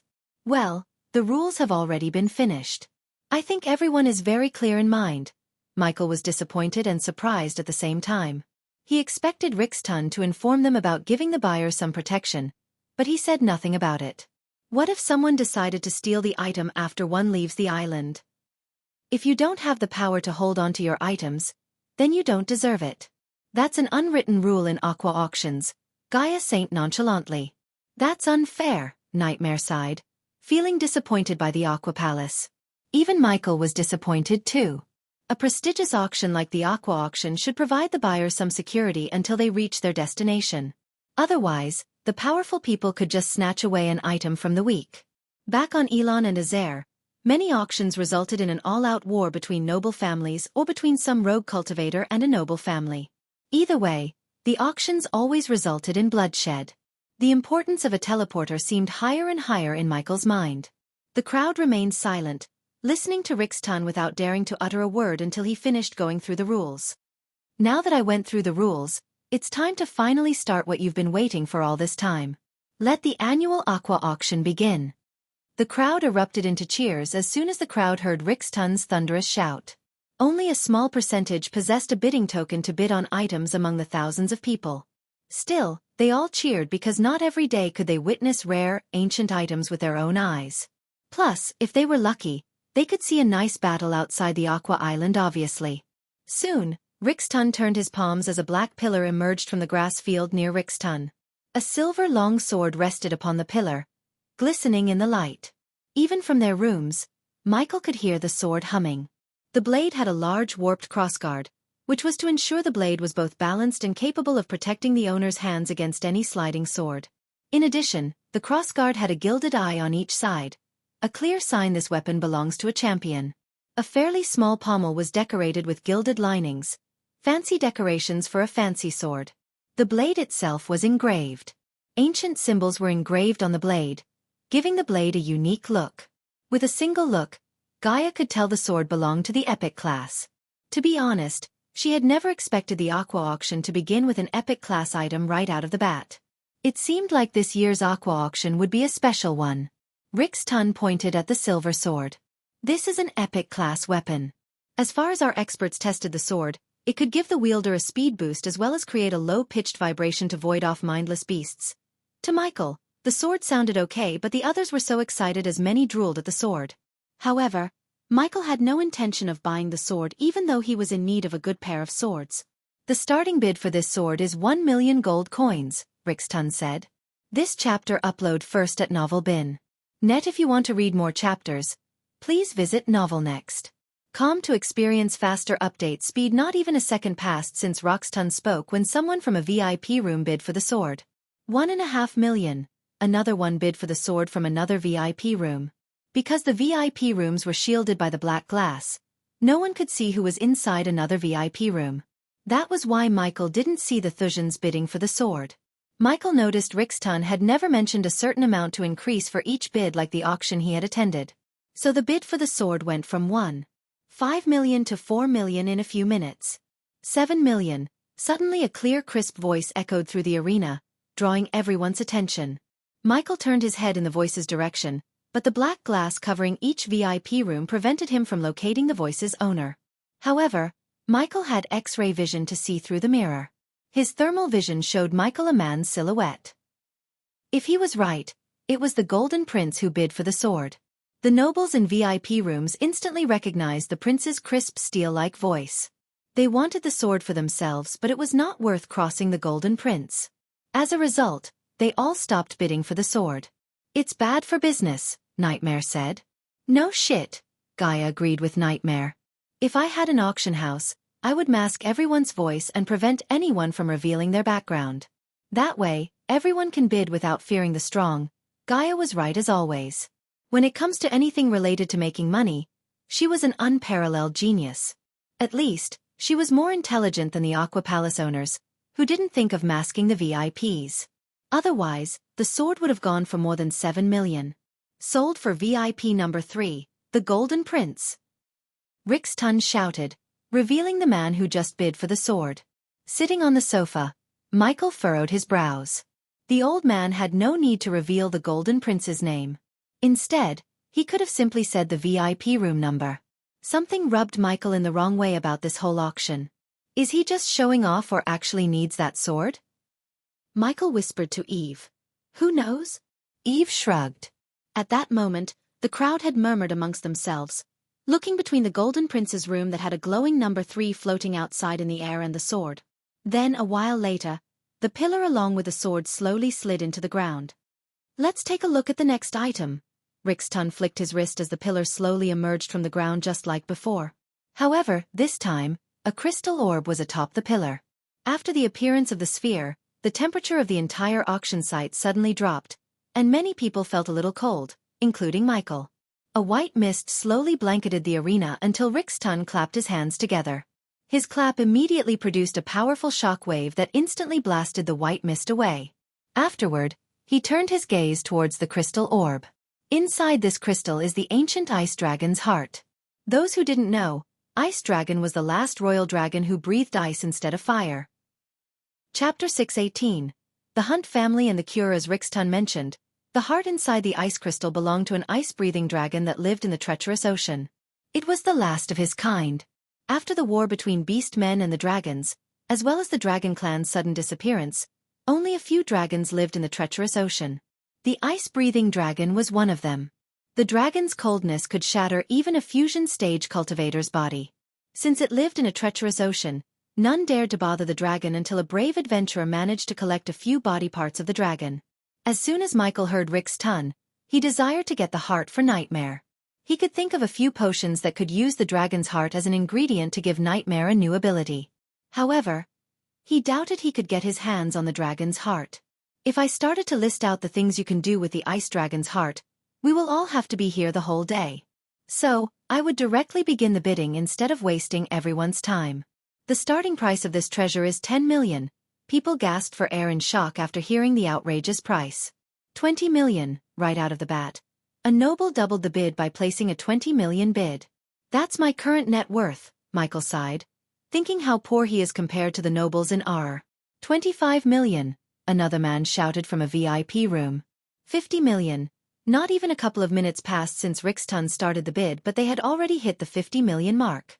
It was truly outstanding. Am I jealous of them? Michael questioned himself after seeing the real wealthy people showing how rich they are to the world. Michael was taken aback by surprise. Someone had increased the body by 25 million like it was nothing. Michael activated his thermal vision to locate the rich noble. His eyes scanned all the VIP rooms, but unfortunately, the one who bid was adjacent to their VIP room, which prevented Michael from looking at them. Unless Michael could get his head through the glass, he wouldn't be able to see the nobles. Michael had no idea these nobles who occupied the room next were Thusians. 55 million. A lady with a melodious voice bid for the heart next. 70 million. The Thusians raised the bid once again, and this time, none bid against them. The ice dragon heart was a rare thing, but they didn't think it was worth 70 million. Who are these people? Nightmare asked, shocked by their wealth. They forked up 70 million like it was nothing. Although Gaia was a princess, she had never touched spent coins as lavishly as the other princesses because she knew how hard it was to earn them. Unfortunately, Salisi, Gaia's stepmother, didn't share her thoughts. Thus, she spent the coins on all kinds of expenses, driving the kingdom to near bankruptcy. Gaia knew the value of gold coins more than anyone. So naturally, she hated the nobles for giving away 70 million as there was no need to go that high. They could have increased the bid bit by bit and bought the dragon's heart for 60 million. Since it wasn't her coins, Gaia didn't bother to say anything. This chapter upload first at novel.bin.net. If you want to read more chapters, please visit novelnext.com to experience faster update speed. Sold to VIP number 2, the Thusians. The moment Rixton uttered the word Thusians, Eve felt the temperature in the room drop by several degrees. Nightmare and Gaia immediately glared at Michael to see his eyes reddening. Not only did the veins in his eyes pop, but also the veins on his face bulged. Even with Michael's control over anger, he failed to remain calm when he heard the word Thusians. Ghost. Eve noticed the changes on his face. She slowly placed her hand on his shoulder, asking worriedly, "Are you all right? Why wouldn't he be?" Gaia quickly answered Eve before Eve could make any connection between Michael and Kingdom Wuxia. "I am fine." Michael took a deep breath. He could vividly see the images of his sanctuary burning, his elders drawing their last breath, the Thusian soldiers brutally murdering everyone he knew and beating him to death flashed. He would give anything to seek revenge against the Thusians. If it wasn't for the soul part that grew on Earth, Michael would have gone to the VIP room and started massacring them without a shred of mercy. Squeezing Michael's hand, Gaia wordlessly told him to remain calm. I am fine. Just remembered some things that I don't want to, Michael said, taking a few deep breaths. The next thing we will show you is a last-minute addition to the auction items. I am positive that all of you have heard about the Molten Plague. Kingdom Thera has been put on lockdown because of this plague. Although we haven't heard of anyone falling sick to the plague outside Thera, we cannot be sure. These are trying times.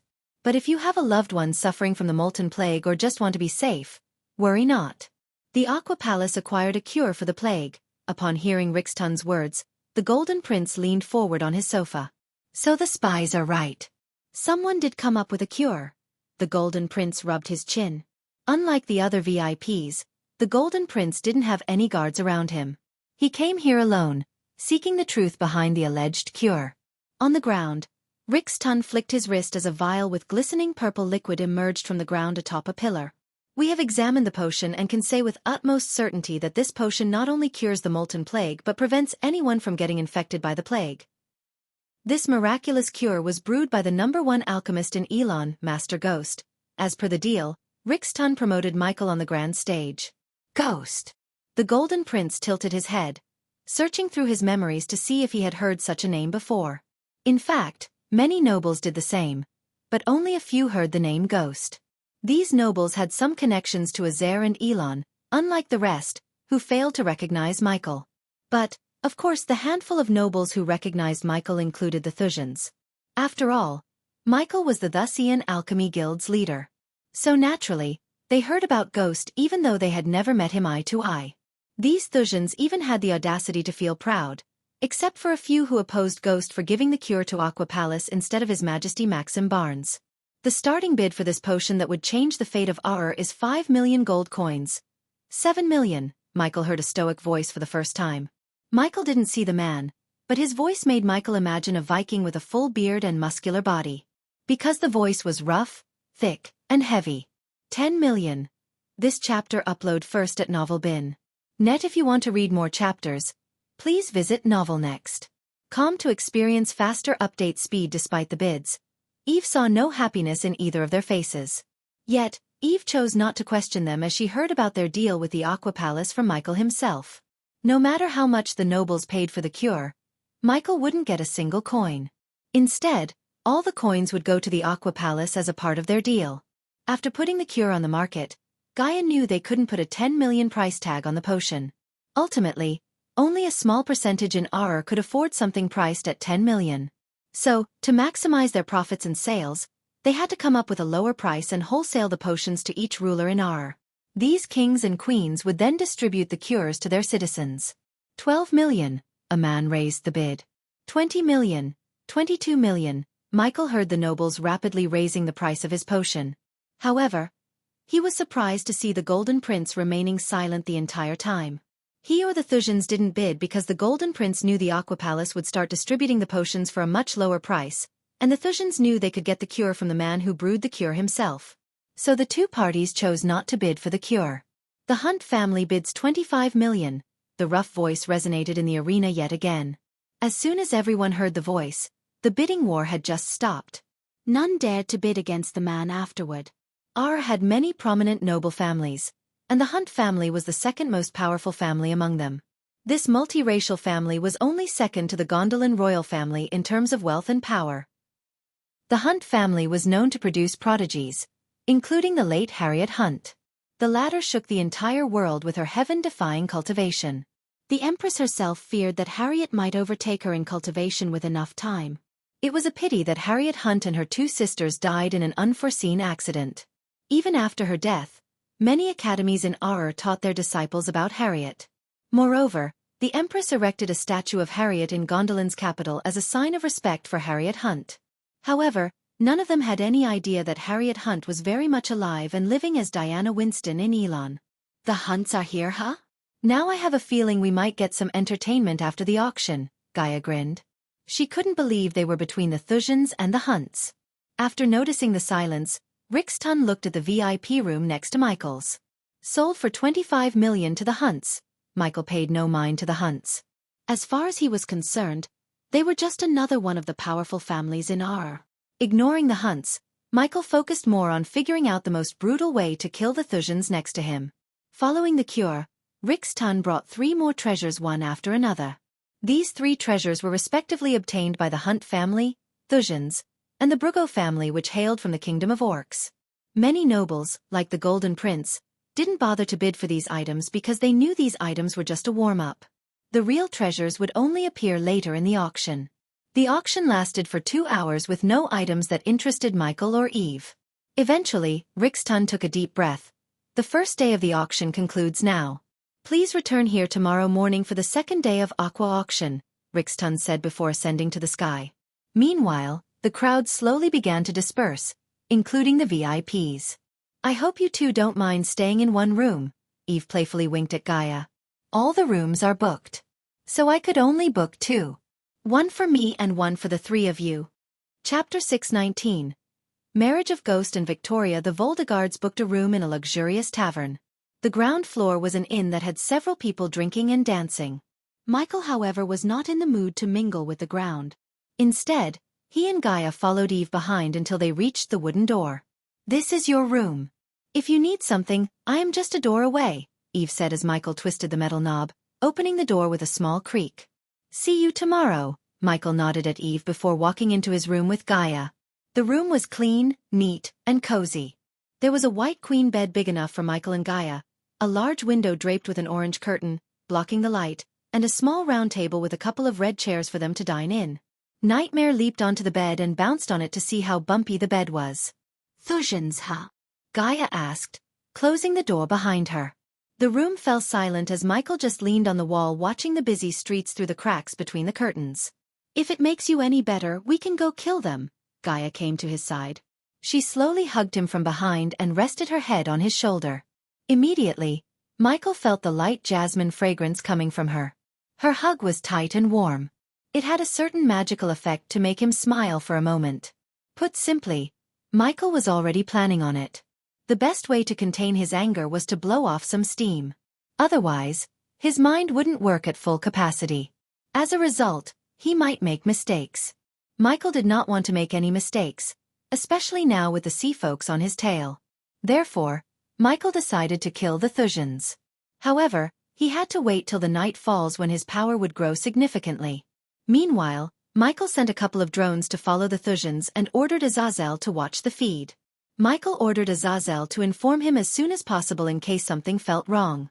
After Heinberg's death, Michael was thinking of something permanent to watch over the feeds coming from the spiders. Since Azazel was in physical form, he would be more useful to Michael outside the dark forest than inside. He wanted something else to take Azazel's place of watching the feed. Why don't we go into their room, make them weaker with the plague and kill them nice and slowly? Gaia slowly ran her fingers through Michael's chest. Her voice was extremely seductive.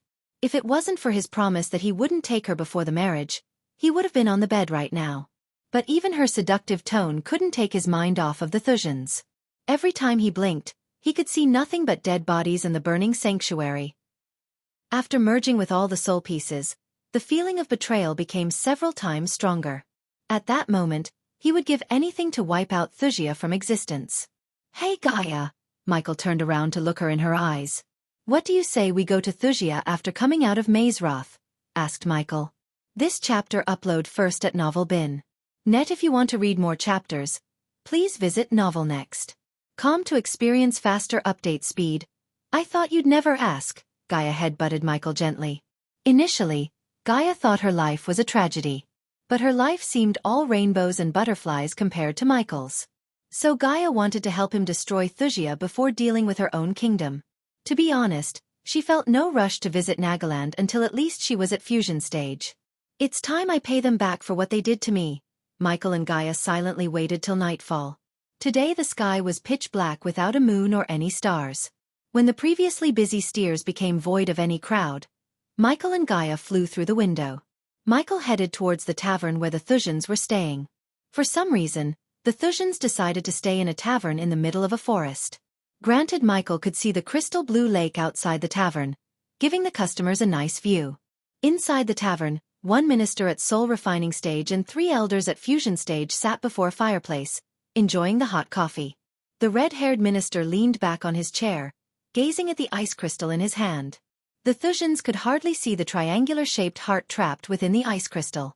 "Give it to me, Rida." "I want to take a look at it." Freddie, who was a dark-haired lean man, furrowed his gaze. The four of them were best friends long before Rida had become a minister. Thus, they called each by their name instead of any honorifics. "I bought it so I get to hold it," Rida chuckled. While the four friends were having a good time under the fireplace's warmth, they noticed a group of elves entering the hall through the wooden door. These elves seemed to be guarding the elven woman in the middle. Ignoring their gazes, the elves climbed the stairs to get to the second floor. "I have seen her somewhere," Rida rubbed his chin. He poked every corner of his brain to see where he met her. She seemed awfully familiar to Rida. "Hey Dumbo, didn't you see the single silver leaf symbol on their chests?" "They are the Valron family." Freddie rolled his eyes. The Valrons were another powerful family in Aur, but they were not from Gondolin. Rather, the Valrons hailed from Sil Allery. Since the Valrons were relatives to Sil Allery's king Leikler Allery, the Valrons held unprecedented power within Sil Allery. Coupled with the fact that one of the Valrons was an Alpha Guardian, none dared to cross the Valrons in Sil Allery. After hearing Freddie, Rida had a moment of realization. "She is Tanulia Valron. I knew I saw her somewhere. She visited Thusia and met with Her Royal Highness, didn't she?" Rida recalled Tanulia meeting with Victoria a few months ago before the latter went to Mazeroth. They didn't know why they met, but the rumors have that Tanulia offered Victoria a position in the Guardian Guild. The rumor hadn't specified whether Victoria accepted it or not. But as far as Rida could tell, King Maxim Barnes didn't have a good thought about the Guardian Guild. So it was highly unlikely for the princess to join the Guardian Guild. "Did they bid for anything?" asked Freddie. "I don't think so," answered another one. "They must be saving their coins for something else." "I was pretty shocked that they didn't go for the Molten Plague cure," Rida said. "I am pretty shocked that ungrateful brat didn't give us the cure in the first place," Freddie snickered. Among the four friends, Freddie was the one who disliked Ghost for striking a deal with the Aqua Palace instead of giving the cure for free to them. He felt Ghost was obliged to do that since they hired him as their Alchemy Guild's leader. This chapter upload first at Novel Bin. Net. If you want to read more chapters, please visit novelnext.com to experience faster update speed. You should vent all your anger while you still can, Freddie. You might not get a chance to do so in the future, Rida said. As a minister, he received insights into Maxim Barnes' decision more than his friends. One of those hot insights was Victoria's suitors. "What?" Freddie asked. "His Majesty is thinking of marrying Her Royal Highness to Ghost," said Rida calmly. The moment Freddie and the others heard him, their bodies went rigid. They were startled as Freddie creased his brows. "You're kidding." "I kid you not. I heard this from one of Her Highness' friends." Rida took a long breath. "They've been thinking about this for some time. I think we will hear more about this once Her Royal Highness returns from Mazeroth," Rida explained. Unlike Michael, Victoria chose to stay in Mazeroth instead of leaving for the holidays. The sole reason for her visit to Mazeroth was to locate the primordial flames. The cold flames might have gone out of her reach, but she wanted to find the second flame she saw in the save, the mysterious black flames. She stayed behind to locate this flame no matter what. "What the hell? The last time I checked, he wasn't a noble by birth," Freddie protested. "He was born and raised into a prominent noble family. As a result, Freddie treated the people who weren't nobles like dirt. In simple terms, he was a fascist. In fact, Freddie was one of the few who protested not to offer Ghost a position in their guild. True to his words, Freddie tried his best to block the offer. Nonetheless, Maxim Barnes overthrew their opinions and ordered Calvin to hire Ghost. If Freddie valued nobility, Maxim valued power. He wanted talented and powerful people to serve him instead of others. That way, he could rule the entire world in the future. With the cosmic stream, his dream wasn't too far. Do you think His Majesty will give a shit about nobility in this case? He is a heaven-defying prodigy, 5-star alchemist and now, the King of Bredia. To be honest, he is no lesser than Her Royal Highness in any way. I am with Rida on this one," a bald-headed man named Sindre sided with Rida. "I heard about Ghost. His achievements are quite shocking. With time and resources, he might hit the fusion stage within a few years from now on. Once he reaches the fusion stage, I won't be surprised if the Empress herself asked his hand in marriage for one of her daughters. So what if that happens, huh? Do you expect Her Royal Highness to be his secondary queen? Freddie asked with a tinge of fury in his eyes. That's for His Majesty to figure out. Just lay back and relax. We don't get paid to think about their family affairs, Sindre replied. Chadak. Suddenly as they were talking, they heard thudding footsteps above them. Did you hear that? They all quickly spread their senses to see if there was someone outside. However, their senses picked up nothing. Might be a cat or something. Ryder refused to pay much mind to the footsteps. After all, he didn't need to worry about security as the place had runes and arrays to stop and neutralize any unauthorized visitors. Chapter 620. Enslaving a god. At that moment, 3 bright lights floated inside a lavish throne hall. The walls surrounding the 3 lights had high, stained glass windows of mesmerizing mosaics concealed by curtains adorned with intricate embroidery and jewels. The thousands of gems on the askew ceiling danced in the flickering light while the 3 lights looked down upon the marble floor of this grand hall. Their energy radiation was none like anyone the mortals have seen except Diana. 22 years ago, these 3 witnessed Wulfric and Andreas performing the forbidden spell on Diana. The 3 of them thought they had closed the chapter of Dark Lord forever until yesterday. He didn't only return to this universe but also had the power to rival them as a celestial being. Just a thought of the Dark Lord made these Sky Hall elders shiver to the core. The 3 lights gradually lost their radiance, showing a silhouette inside each light. How could this be? We were there when the portal to the Void Realm opened. We saw Wulfric and Andreas sending the Dark Lord to Earth. How could this happen? How is he here? A white-haired woman clad in sky-blue armor stepped out of the light. She was tall, stern, and radiated an aura of a warrior. Although she didn't carry a weapon in hand, she seemed like an embodiment of the word warrior. Yet, even a fierce warrior like her stuttered when talking about the Dark Lord. What they witnessed yesterday sent shivers running through their spines. What shocked them further was the Dark Lord sensed their presence. Something must have gone wrong with the ritual. A cold voice resonated in the hall as a short burly figure with a pot belly, thick long bushy beard, and long hair walked out of the light. Even after reaching the celestial stage, the man couldn't stop excluding a drunken Viking vibe. Despite his status, the man only wore leather greaves and leather shoulder armor. We could ask Eladir, but oh wait, he's escaped from his imprisonment. This time, an elven man with haughtiness stepped out of the light. Sarcasm oozed out of his voice.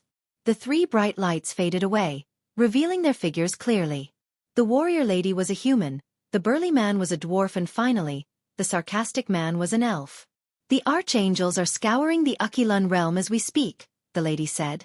That's what you said a month ago, growled the dwarf. There is no need for any quarrel.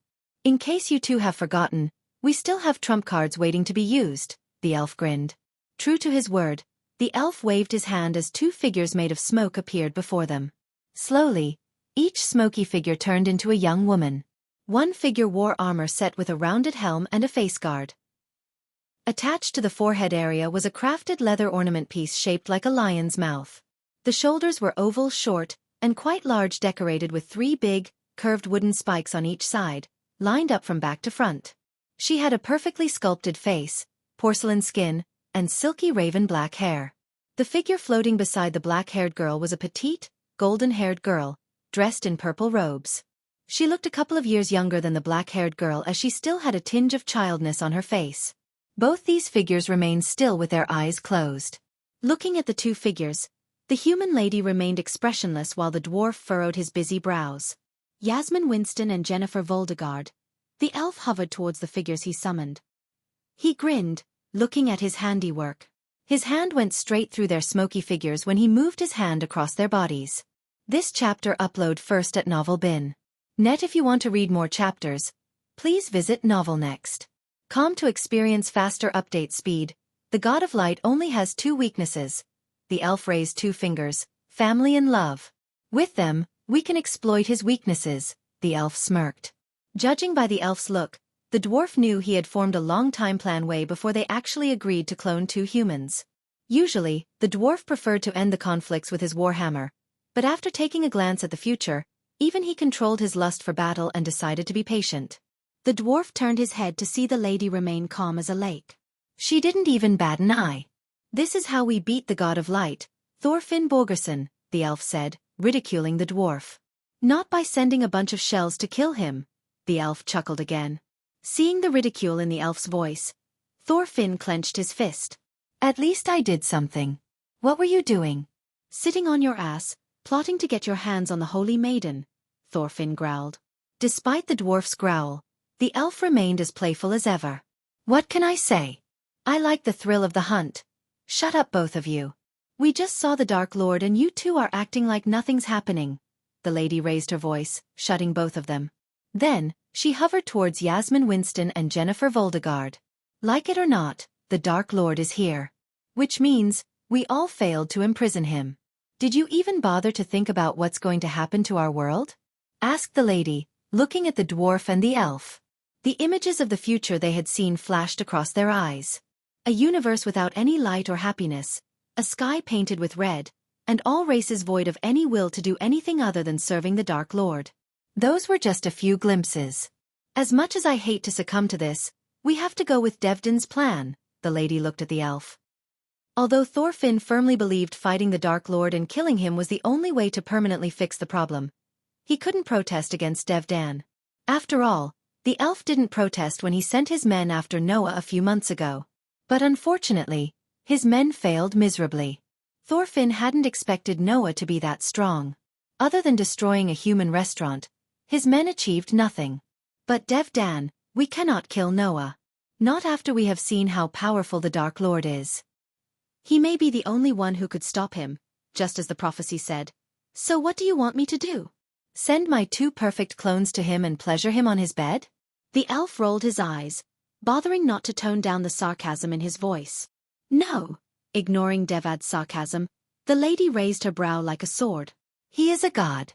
Unlike us, his body and soul would go through metamorphoses while breaking through to the half-immortal stage. Lady Xianxia called it stepping into godhood. Once he steps into godhood, the odds of us killing him will plummet. But reaching godhood comes with a price. During his breakthrough, he would be as powerless as a fish in a barrel. We have to take advantage of that time, the lady declared. Her goal was not to kill Noah nor to stop him from reaching godhood. The real goal was to ensure Noah would serve the Sky Hall as his sister.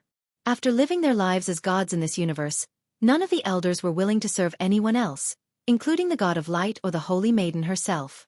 I assume you have a plan, including my clones, Devdan asked her. This chapter upload first at Novel Bin. Net if you want to read more chapters, please visit novelnext.com to experience faster update speed. Do you remember the forbidden spell we used on Diana to alter her memories? She asked as the dwarf and elf slowly nodded their heads. Our rune masters had altered the spell to my preferences. Now we could use the spell on Noah during his ascension to godhood to alter his memories. Once we succeed, the god of light will be our weapon and a slave. Finally, a grin emerged on her face. Just the thought of controlling a god gave a certain pleasure despite the situation. That still doesn't help us locate the Dark Lord. Besides, what if he already knows what we did to him and his family? Asked Thorfinn. If he did, we wouldn't be here talking to each other, Devdan said. No more trying to kill Noah from now on, Thorfinn. Instead, send him a few gifts to make him stronger. He would find the Dark Lord for us. We will end whoever hails victorious in the final battle. The Sky Hall doesn't need a god to serve. The lady turned around and walked away from Thorfinn and Devdan. We are the gods, she exclaimed before vanishing into thin air. After she left the place, Thorfinn turned his focus to the 2 human clones before him. So what the hell happened to the real Yasmin Winston and Jennifer Voldegard? Asked Thorfinn, although he had a good idea about their fate knowing Devdan. You cannot put 2 souls in one body, Thorfinn, said Devdan nonchalantly. Stop your bullshit. You killed them. Killing is a strong word. They sacrificed themselves for the greater good. Isn't that what we all want? Thorfinn felt like coughing up blood. He had lived for hundreds of years, yet he had never seen such a selfish person like Devdan in his life. So hearing the elf talking about sacrificing for the greater good sounded like bullshit to him. Devdan on the other hand just ignored the dwarf's glare. You heard the lady. No more trying to kill Noah, Thorfinn. Keep your dogs on leash. Devdan patted Thorfinn on the shoulder. He then just waved at the smoky figures as they slowly vanished into thin air. Sometimes, Thorfinn wished he could just kill Devdan. Although they had reached the celestial stage and lived for thousands of years, their enmity ran deep. The only thing that kept them from killing each other was their common enemy, the Dark Lord. Otherwise, each elder would have plotted to kill the other and succeeded a long time ago. Think about it, Devdan. I am not a smartass like you, but even I could see if the spell failed to mess with Noah's head, you would end up paying for what you did to his cousin and his sweetheart. So pray to your elven gods for the spell to work. Otherwise, you'd wish my ways had worked. With one last grin, Thorfinn disappeared from the room as well. After they had all left, Devdan waved his hand again. This time, a silhouette resembling Rowena appeared before him. When everything's over, you and I will rule this universe together, darling. You and me. Devdan grinned with eyes full of lust.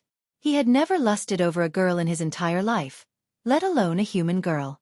But something about her made Devdan long for her like crazy. Soon I will get you. Chapter 621. Ambushing Tanulia Valrin back in the tavern on the outskirts of Alan Allery, one of the 3 dukedoms and where the Aqua Palace was located, Tanulia Valrin made her way to the carriage waiting outside. The soldiers followed her close despite her cultivation stage. To be honest, she didn't need any protection as she was the strongest among them. Her guards were only at the soul refining stage. The carriage waiting outside was hooked to horses rather than a Pegasus. Upon seeing the moonless sky, the darkness reminded Tanulia of the Dark Lord. Only then did she notice the horses hooked onto the carriage instead of Pegasus. Her furrowed brow made the old man shudder. As a human, the old man knew the elves' tendency to punch the humans. However, he was lucky that Tanulia wasn't in the mood to punish him. Moreover, she felt riding the carriage instead of flying may be a good way to calm her mind and soul. My lady, the Pegasi fell sick. Please forgive my incompetence. The old man quickly dropped to his knee. Rise, Tanulia waved her hand. Just drive the carriage to Thera, Tanulia said before opening the carriage door with a small clicking sound. Yes, my lady. The old man frantically nodded and hopped onto the driver's seat. The surrounding elves were displeased to ride the horses like humans, but they had no choice. After entering the carriage, Tanulia settled onto her seat. A small orb of light illuminated the interior. It was decorated with dark purple walls and cushions to make the journey as cozy as possible. The old man slapped the reins as the horses neighed. The horses then clip-clopped on the pavement built through the forest. Sitting inside the carriage, Tanulia hardly felt any bumps. Tanulia closed the curtains and flicked her wrist. Soon, a golden parchment appeared in her hand. After opening the parchment, she saw a few lines of a message written in a rush. She could hardly make out the words, "The Dark Lord is in Thera." Tanulia mumbled the words written on the parchment. After escaping the Dark Lord's wrath in Dreidel, the elders ordered her to stay as far as possible from the Dark Lord. They didn't want Tanulia to obstruct Mutrad's investigation. However, Tanulia sought revenge.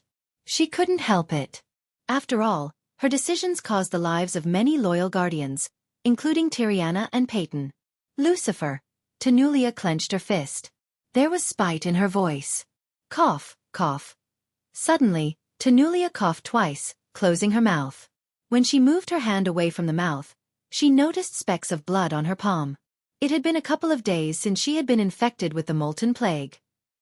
She prepared to transfer her responsibilities to someone else in the Guardian Guild when she heard about the cure from one of Valrin family allies, the Hunts.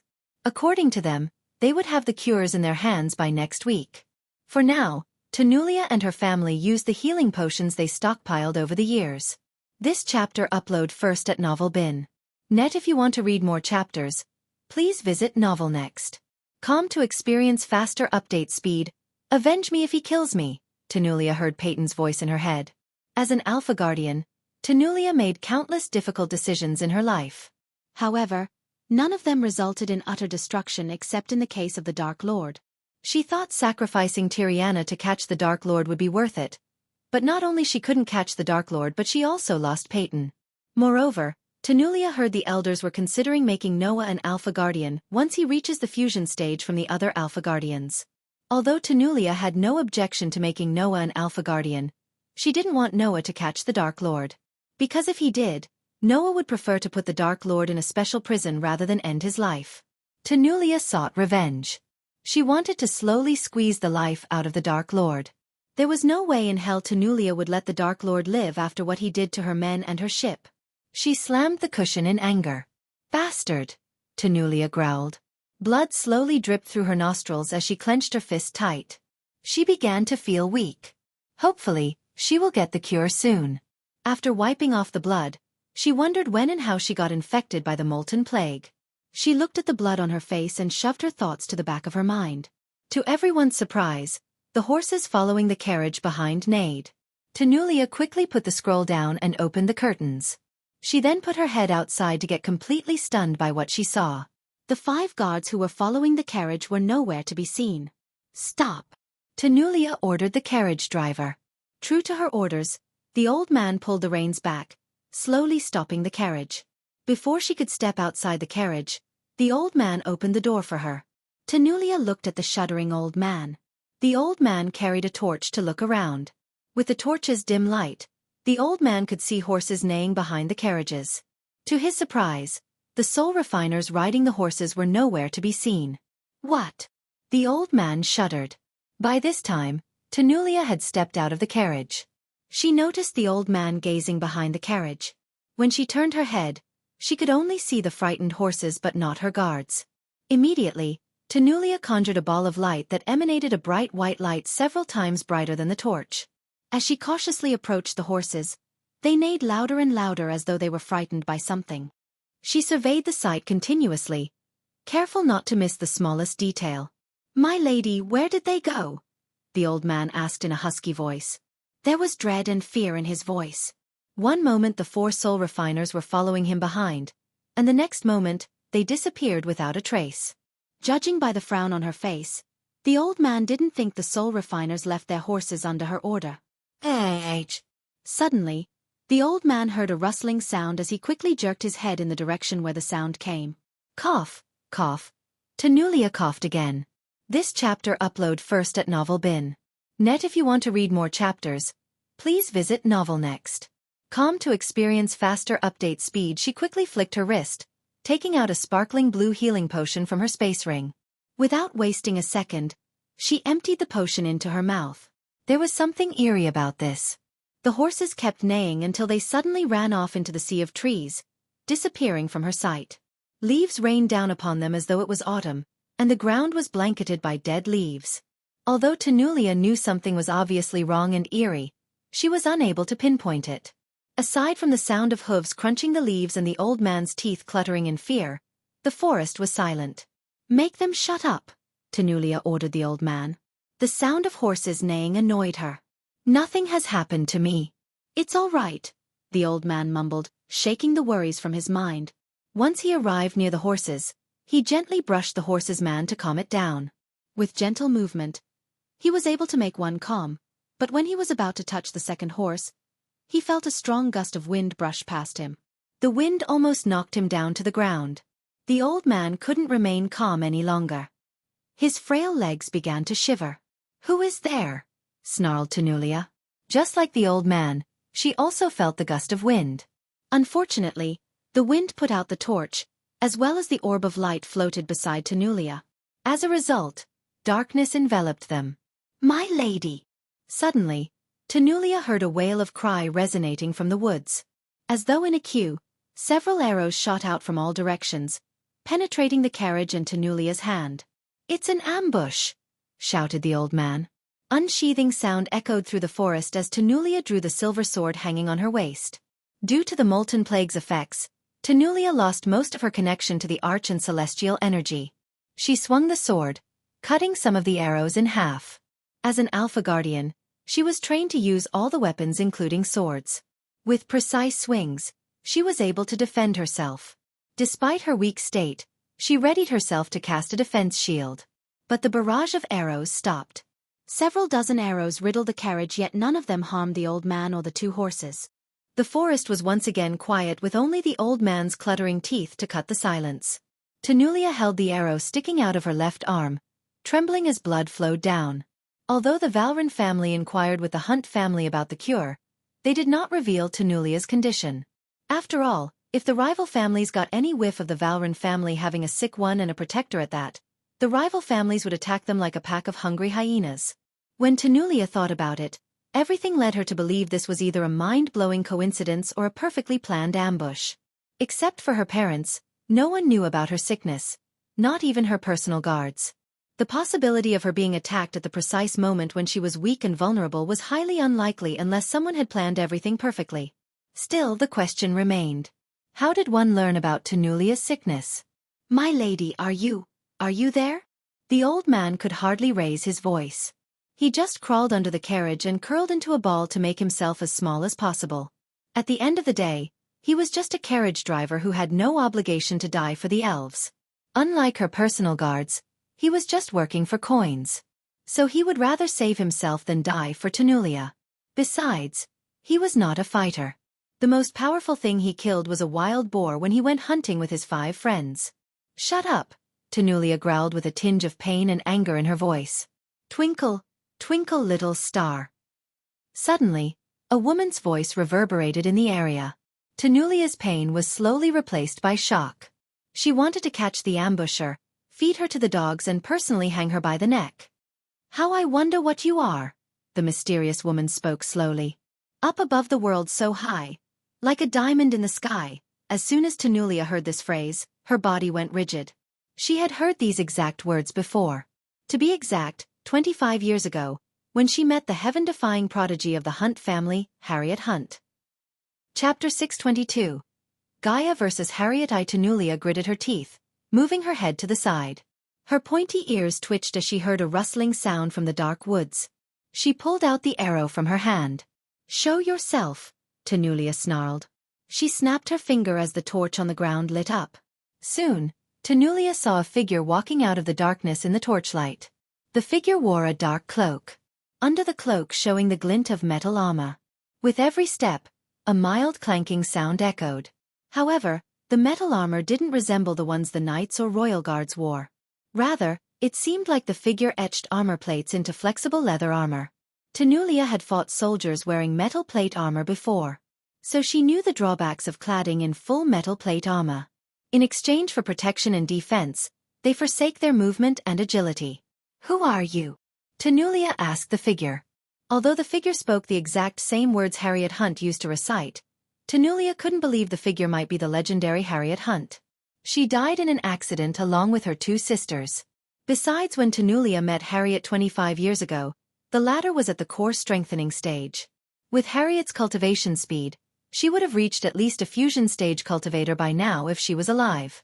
However, the figure who walked out of the shadows was only a soul refining stage cultivator. There was no way it was Harriet Hunt. To her surprise, the figure didn't attack Tenulia. Instead, the figure kept walking toward her. Tenulia grasped her sword tightly. She readied herself for the upcoming battle. Her instincts screamed at her to leap into the fray. But to his astonishment, the figure didn't even unsheath the 2 swords that formed an X behind her back. Instead, the figure snapped her finger as several objects hit the ground beside Tenulia without a heavy thudding sound.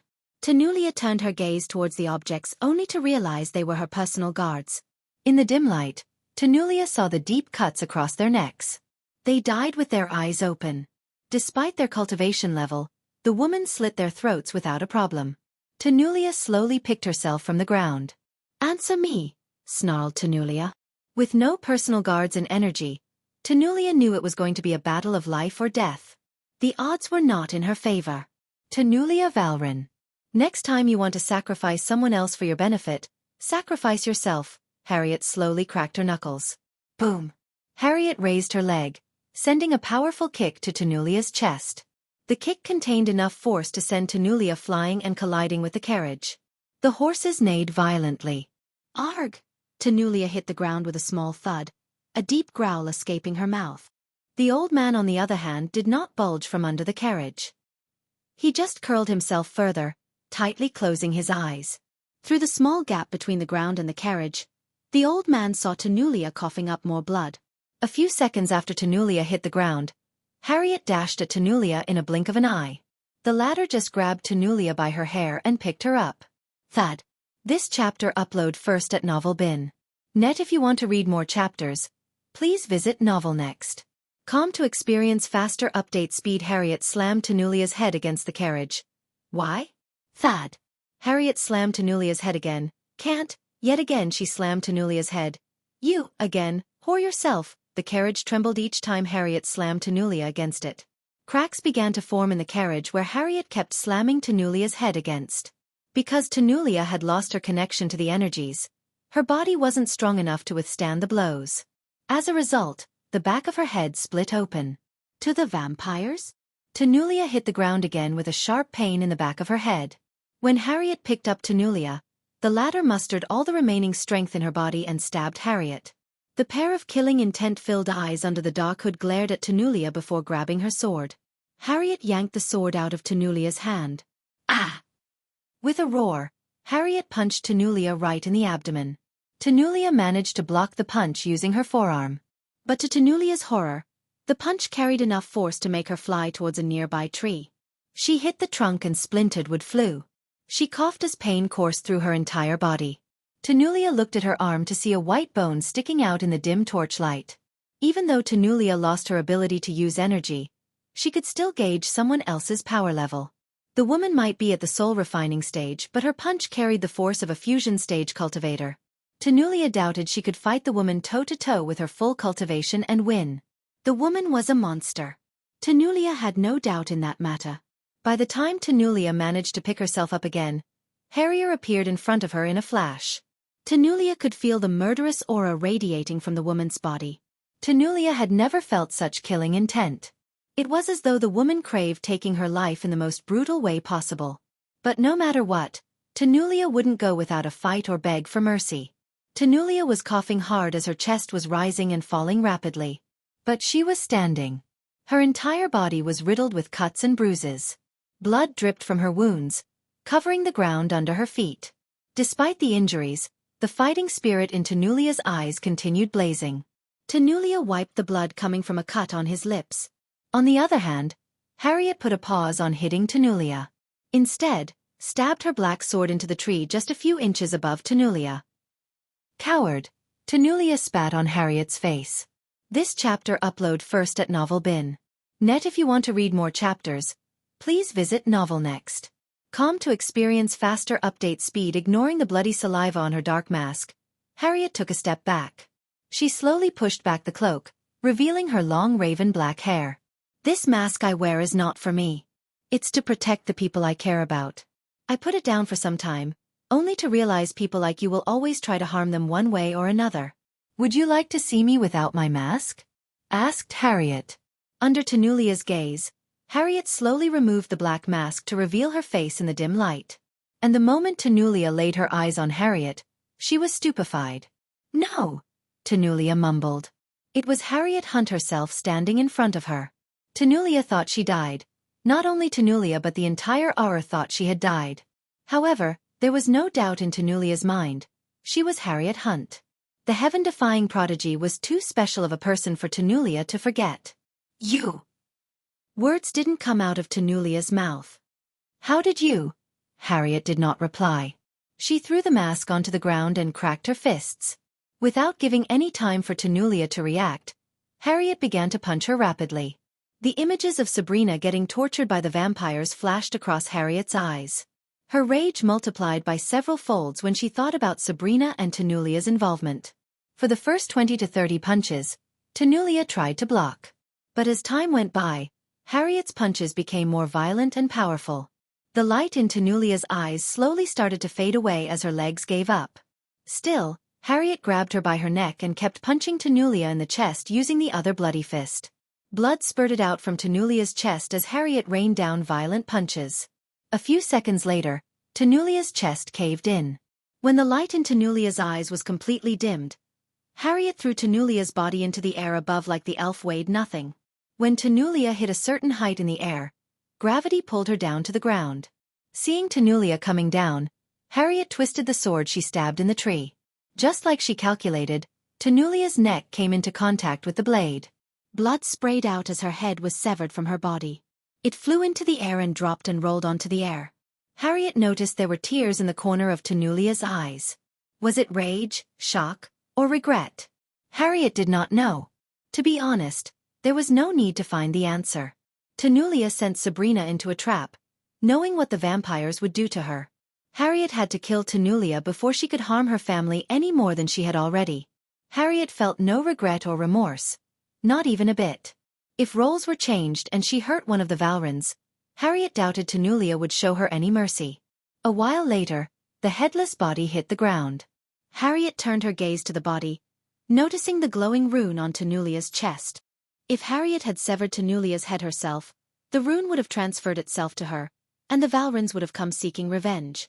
However, Tanulia died by falling from the air and cutting her head with the sword. So the rune had no living person to attach itself to. This was a small trick Harriet picked when she trained under Wulfric. Even after killing Tanulia, Harriet's anger didn't lose its flame. On the contrary, it blazed brighter and hotter. But for now, she took a deep breath and extended her arm towards the mask as it flew straight into her hand. Harriet wore the mask and pulled back the hood to cover her head.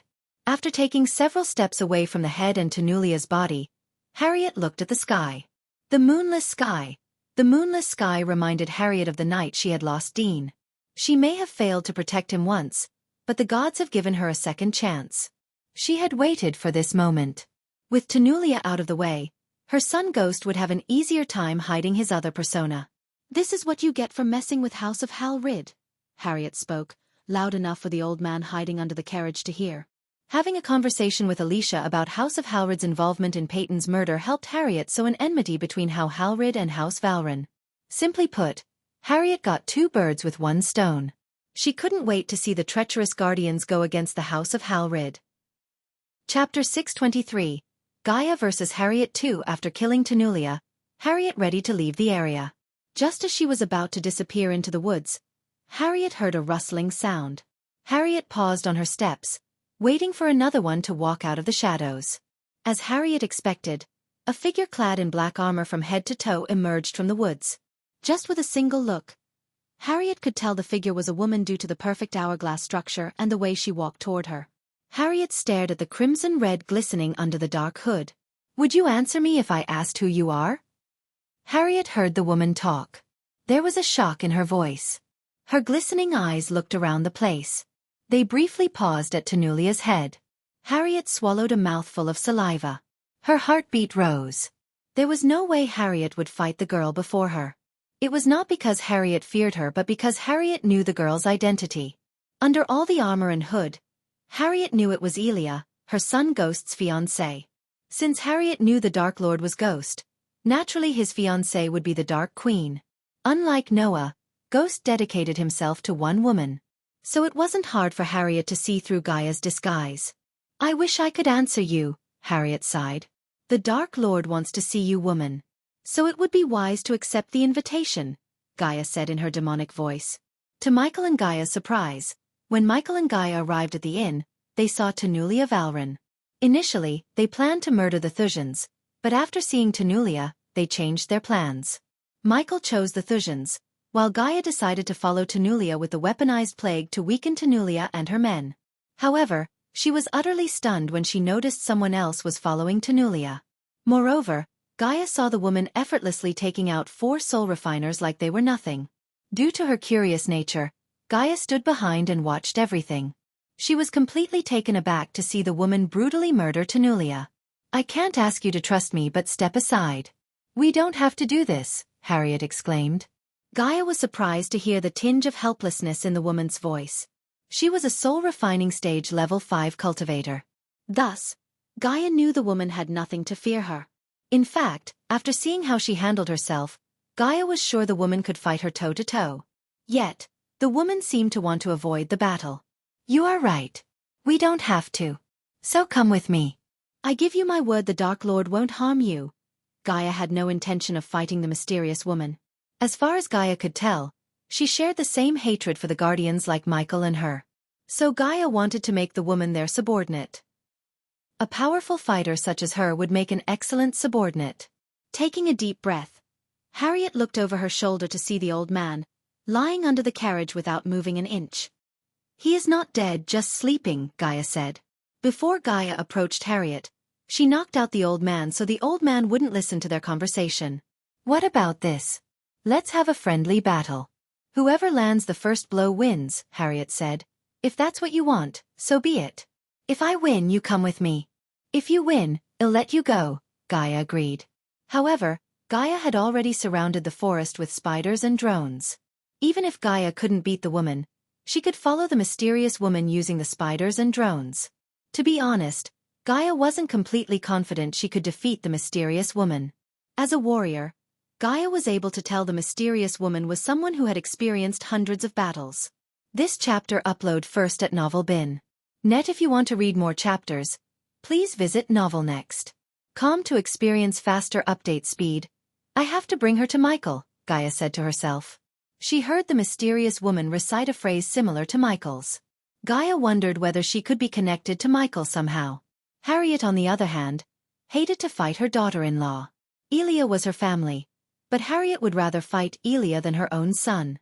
She had a better chance of defeating Elia than Dean. Suppose Dean recognized her face, everything Harriet had done would go in vain. No matter what happened, she must protect her identity. Gaia slowly made her way to Harriet. To Gaia's surprise, Harriet didn't unsheath her swords. Instead, she just cracked her knuckles. Upon getting closer to Harriet, Gaia released the fear toxin from her suit of armor. However, Harriet noticed the change in the air. Fortunately, she was immune to all the poisons and illnesses thanks to her ancient god Aurora's blood coursing through her veins. When Gaia and Harriet met in the middle, Gaia threw her fist, aiming for Harriet's head. The latter managed to bend back and avoid the fist. As soon as Harriet dodged the fist, she raised her leg to kick Gaia in the abdomen, but the latter swayed her body to the side, avoiding the kick. Without giving Harriet a second to react, Gaia leaped into the air, attempting to land a kick on Harriet's head. Check, check, check. Harriet kept blocking the kicks using her hands as Gaia traveled in the air for a couple of minutes. Blocking her kicks, Harriet's hands started to numb, but she continued to do so. Finally, after blocking almost 60 kicks, Harriet grabbed Gaia's leg and threw her against a nearby tree. Yet, Gaia managed to kick the tree, stopping herself from colliding with the tree. Her kick had enough power to create cracks in the bark. Splinters flew in all directions as the leaves rained down due to the force. Before her feet could touch the ground, Gaia boosted herself using the tree and shot toward Harriet like an arrow. Her shockwave created by Gaia's boost obliterated the poor tree into pieces. Harriet was surprised to see Elia's speed and her battle awareness. The dormant warrior deep down Harriet woke up excitedly. When Gaia's fist was about to hit Harriet's face, Harriet spun around to kick Gaia in the face. Just as she surprised Harriet, the latter surprised Gaia. Luckily, Gaia managed to grab Harriet's leg as they both fell to the ground. They both quickly kicked up almost at the same time. "You are good," Gaia said, admiring the mysterious woman. "I can say the same to you," Harriet said. Her son's choice was spot on. Elia was a perfect match for him in every way. It was a pity Harriet had to fight her loving daughter-in-law. "You don't want to use those swords?" asked Gaia. She wanted to see if this woman possessed the same fighting style as Ghost. "You are an archer, not a swordsman," Harriet calmly said, surprising Gaia. Gaia couldn't help raising her brow behind her mask. How did she? "Might be a lucky guess." Gaia shook off the doubts in her head. "I don't want to hurt you, but I don't want to hold back either. After all, the longer we stay here, the less safe we are," said Harriet. This chapter upload first at Novel Bin. Net. If you want to read more chapters, please visit Novel Next.com to experience faster update speed. Gaia and Harriet began to walk in a circle, keeping 5 meters distance from each other. They were poised to defend themselves from the other. "You could come with me," Gaia kidded as Harriet sighed. She almost wished she could go with Elia and tell her son everything. However, she did not want to put her son in more danger than he was already in. In case Skyhall was watching her, meeting her son would be like leading them straight to their target. So until she kills the Skyhall elders, she wouldn't meet Dean, although she wanted nothing more than to meet him and tell him she was his mother. "Let's finish our little duel." Harriet cracked her neck. As soon as she did this little movement, Gaia creased her brows. She had seen Michael do the same as the mysterious woman did. Coupled with the rhyme she recited, Gaia was almost sure this mysterious woman was somehow connected to Michael. But who she was to Michael remained the question. Besides her shock, Gaia wondered how she was still standing instead of trembling due to the fear toxin's effects. Yet, the woman didn't reveal a single sign of distress as Gaia expected. Whoosh! As Gaia was in doubt, Harriet dashed at her. This time, Harriet's speed was several times faster than before. Gaia could only see a blue, not her entire figure. Still, Gaia's battle instincts made her sway her body and bend down to evade Harriet's punch. Her evasion was short-lived as Harriet grabbed Gaia's hand in the blink of an eye and twisted it back. "Arg!" Gaia growled, running towards a nearby tree.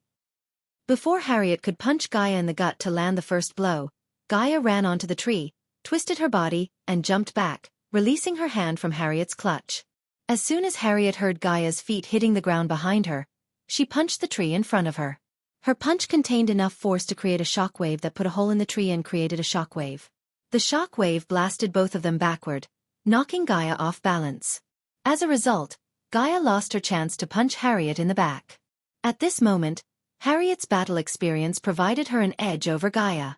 Harriet leaped up, going upside down directly above Gaia's head. Then, she quickly grabbed Gaia by her shoulder and squeezed hard enough to make Gaia growl in pain. Gaia felt a sharp pain in her shoulder. She wanted to dash away, but her body refused to move. It felt as though her body was paralyzed. "What did you?" Gaia's voice trailed off. "If God's permits, I will teach you this technique." Harriet landed behind Gaia, whispering into her ears. "I win." Harriet gently punched Gaia in the shoulder instead of punching her like she punched Tanulia. "Wait!" Gaia tried to stop Harriet only to see her exhale deeply before flying into the sea of trees. "Michael." Gaia sent a sliver of arch energy to the earpiece in her ear to connect to Michael. Gaia heard a click in her ears. "Are you in danger?" Then, she heard Michael. There was spite in his voice. "No," Gaia answered Michael. "Good. Whatever it is, it can wait. I am busy murdering these Thusian pigs." Chapter 624. First step in destroying Wuxia. After the Valrans left the inn, the Thusians had the place to themselves. Except for the girl the king sent with them, they all remained in the hall, enjoying their hot beverage and the fireplace. Unknowing to them, a fifth figure entered the tavern through the roof. "What do you think we'll get tomorrow?" Freddy asked Ryda and the others. "I have no idea. The Aqua Palace keeps a tight lid on the items for the upcoming rounds. We can get information about the warm-up items, but it's impossible to get something about the others. But whatever they are, His Majesty gave me full authority to buy whatever I see that would make Wuxia stronger," said Ryda with a tinge of pride in his voice. Not every day the king trusted Ryda with an important task such as acquiring rare and valuable items for Wuxia. "Don't be too haughty, Ryda." Seeing the grin on Ryda's face, Freddy rolled his eyes. "The king doesn't trust you." "If he did, he would have given the coins to you instead of her." His words drained the smile on Ryda's face. Although he didn't want to admit it, he knew that was the truth deep down. The king trusted the girl more than he trusted his ministers. "Speaking of, is there something else going on with the girl?" "What do you mean?" Freddy turned his gaze towards the bald man. "The queen is awfully chummy with the girl. I get that she is Princess Victoria's best friend and all that. But it seems like she is more than that." Ryda, Freddy, and the red-haired man who remained silent the whole time creased their brows. "Oh come on, we are all thinking about it. There is no one here listening to us." The bold guy once again rolled his big eyes. "Then speak your mind, Baldy," Freddy said. "I think the king has a soft spot for her," Baldy whispered to the other four. "Rumor has it King Maxim loved her big sister but couldn't get her. Instead, the king had to marry Queen Valeria." "Really? But who was she?" "If King Maxim was in love with her, she must have been something else," asked Freddy. This chapter upload first at Novel Bin. Net. If you want to read more chapters, please visit novelnext.com to experience faster update speed in Wuxia. Everyone knew Edith as Victoria's best friend. However, none of them knew about Edith's family background, including the ministers and prominent figures, except a few. Since Baldy mostly worked with the thieves and underground criminals in Wuxia, he was able to get juicy rumors about everyone in Wuxia, including the king. "I don't know. Princess is keeping her identity tightly shut for some reason," said Baldy as he leaned closer to them. "There might be a chance King Maxim is looking to marry her as his second queen." Since kings marrying several girls was a normal thing, they weren't surprised as Michael, who listened to their conversation through a spider. "So he wants to get the little fish since he couldn't get the big one?" Ryda chuckled. They knew about King Maxim's thirst for power and stubbornness to get whatever he wanted no matter the cost. So it wouldn't surprise them if King Maxim married Edith despite their age difference. Yet again, the age difference wasn't a big deal among the cultivators. If I am right, Edith's sister might be a prominent figure somewhere. Suppose King Maxim married Edith, her big sister would be obliged to aid Thusia in the wars. It's a win-win for the king, Freddie said as the others gave him a slow nod. Wars? They are coming to an end in a few months. General Booth is literally killing thousands out there. Ryder raised 3 fingers. I'll give you 3 months. In that time, Thusia will annex all those who stood against us and become the largest kingdom in Azer. After that, General Booth will be named the Duke of Valeria. Michael, who heard the name, clenched his fist. 2 years ago, General Booth destroyed his sanctuary and massacred the people who raised him. The man was a devil incarnate who loved the suffering of others. Michael remembered the grin on his face when he slaughtered everyone regardless of gender or age. He could imagine how powerful Booth is now with cosmic energy coursing through his veins. The only reason King Maxim Barnes wanted to build an empire was to hide the cosmic stream. If any kingdom left standing against Thusia, they might eventually find out about the cosmic stream. Michael knew Maxim would go to any length to prevent that from happening. That's what they are calling it? Asked Freddie. There was ridicule in his voice as though he would have chosen a better name than that. Yes, Freddie, that's what we are calling it. Don't forget you are a part of Thusia, the first empire to have vessels across continents. Ryder deepened his voice. Initially, Kingdom Thusia was a part of the Elon continent. But King Maxim Barnes waged war against Kingdom Nalia and erased Nalia from the map.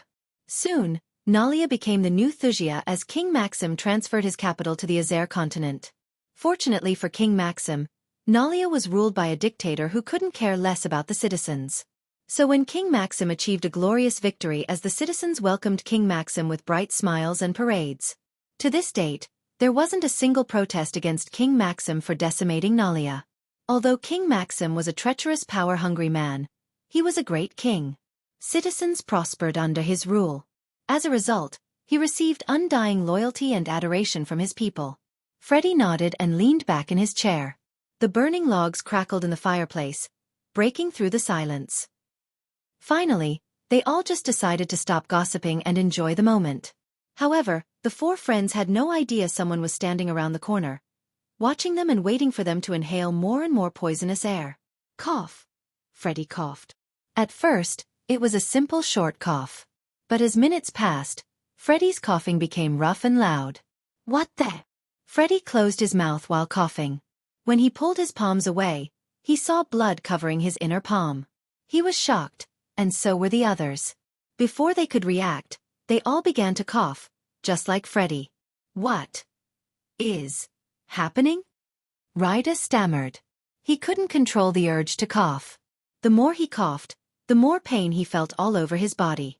Soon, blood sprayed out of their mouth. Suddenly, the chandelier began to flicker. Howling wind entered the hall, shaking the chandelier and everything in the room. The flames violently danced inside the fireplace, trying to fight the strong gusts of wind. They all tried to pick themselves up from the sofas. Cling! Baldy dropped the glass in his hand. Glass shattered into pieces. They kept coughing harder and harder until their faces turned pale. Little by little, their vision became blurry. To their astonishment, the room slowly grew darker and darker. A strong gust of wind snuffed out the chandelier, turning the place as dark as the midnight sky. The only light the 4 friends had was the weak flame swaying inside the fireplace. They dimly lit the place, hardly revealing anything. This chapter upload first at Novel Bin. Net. If you want to read more chapters, please visit novelnext.com to experience faster update speed. Since Ryder was the strongest among them, he was able to pick himself up with great difficulty. The others looked exhausted by coughing up blood. Although Ryder stood up, he didn't know what to do next. In fact, he didn't even know what was going on. One moment, they were sitting in front of the fireplace and enjoying their drinks, and the next, they were coughing up blood.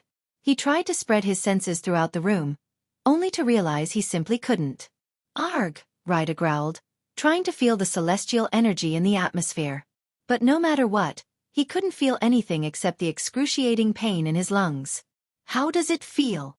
All of a sudden, a demonic voice resonated in the area, followed by the sound of doors shutting around them. Ryder turned around. H! He screamed as a tall, dark, menacing figure stood before him. Ryder could see the glowing red eyes under a dark hood even in the dim light. Ryder stumbled backward, falling to the ground on his butt. His entire body shivered as though he was trapped in a snow mountain. You. Raida stammered. He was immediately flooded with everything he heard about the Dark Lord from the spies. Even though he currently lived in Thusia in Azair, he hailed from Elon. Every time he traveled to Elon through the portal in Thusia, he would hear something about the Dark Lord. The nobles were terrified of him while a group of commoners worshipped him. Everything he heard from his relatives and friends in Elon flashed across Raida's eyes. Many nobles left Elon fearing the wrath of the Dark Lord. Without even Michael introducing himself, Raida recognized him as the Dark Lord thanks to his menacing suit of armor. Raida would have wet his pants if Michael wore his dark suit version too. This one he currently wore was the old suit, with full dark robes, hood and a cape. There were no intricate details, silver linings, metal plates or runes engraved onto this armor. Rather, it was a plain black suit of armor. Nonetheless, his legend made Raida shiver at the simple sight of him. Thanks to the molten plague, Michael did not need any armor to protect himself. Michael saw Raida crawl back in fear. But before he could deal with the Thusians, Michael waved his hand as the crystal containing the ice dragon's heart flew straight to his hand from the table beside. Michael didn't even check the ice crystal as he put it into his system storage. Nightmare advised Michael to kill the Thusians later after they bought a few items. This way, not only Michael would get their lives but also their items. However, Michael didn't go with Nightmare's plan, although it was a great plan. Instead, Michael wanted to kill the Thusians as soon as possible. He might not get an opportunity like this ever again. No matter what, he wanted them dead.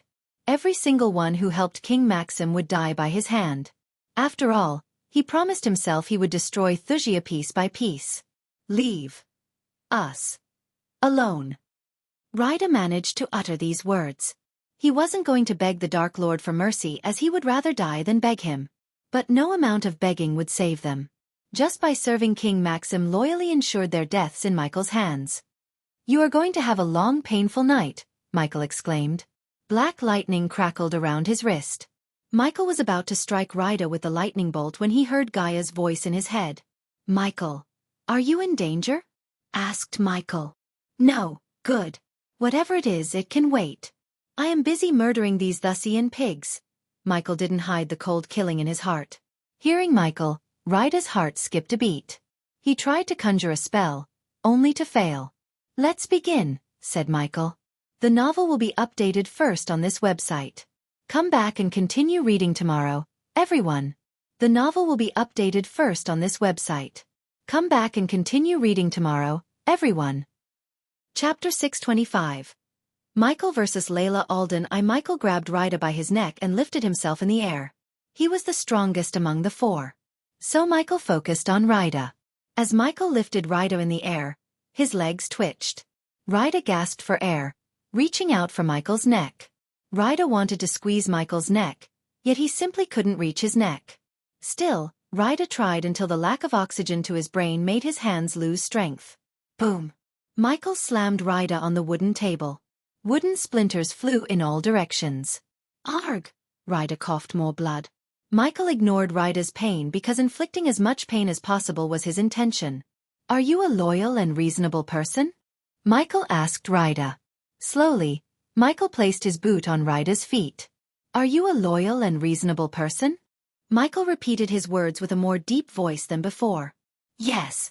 Raida felt an excruciating pain in his feet as Michael applied a little bit more pressure. Raida could hardly breathe. Yes. Raida shouted as loud as he could. He hoped answering yes would make the Dark Lord stop crushing his feet.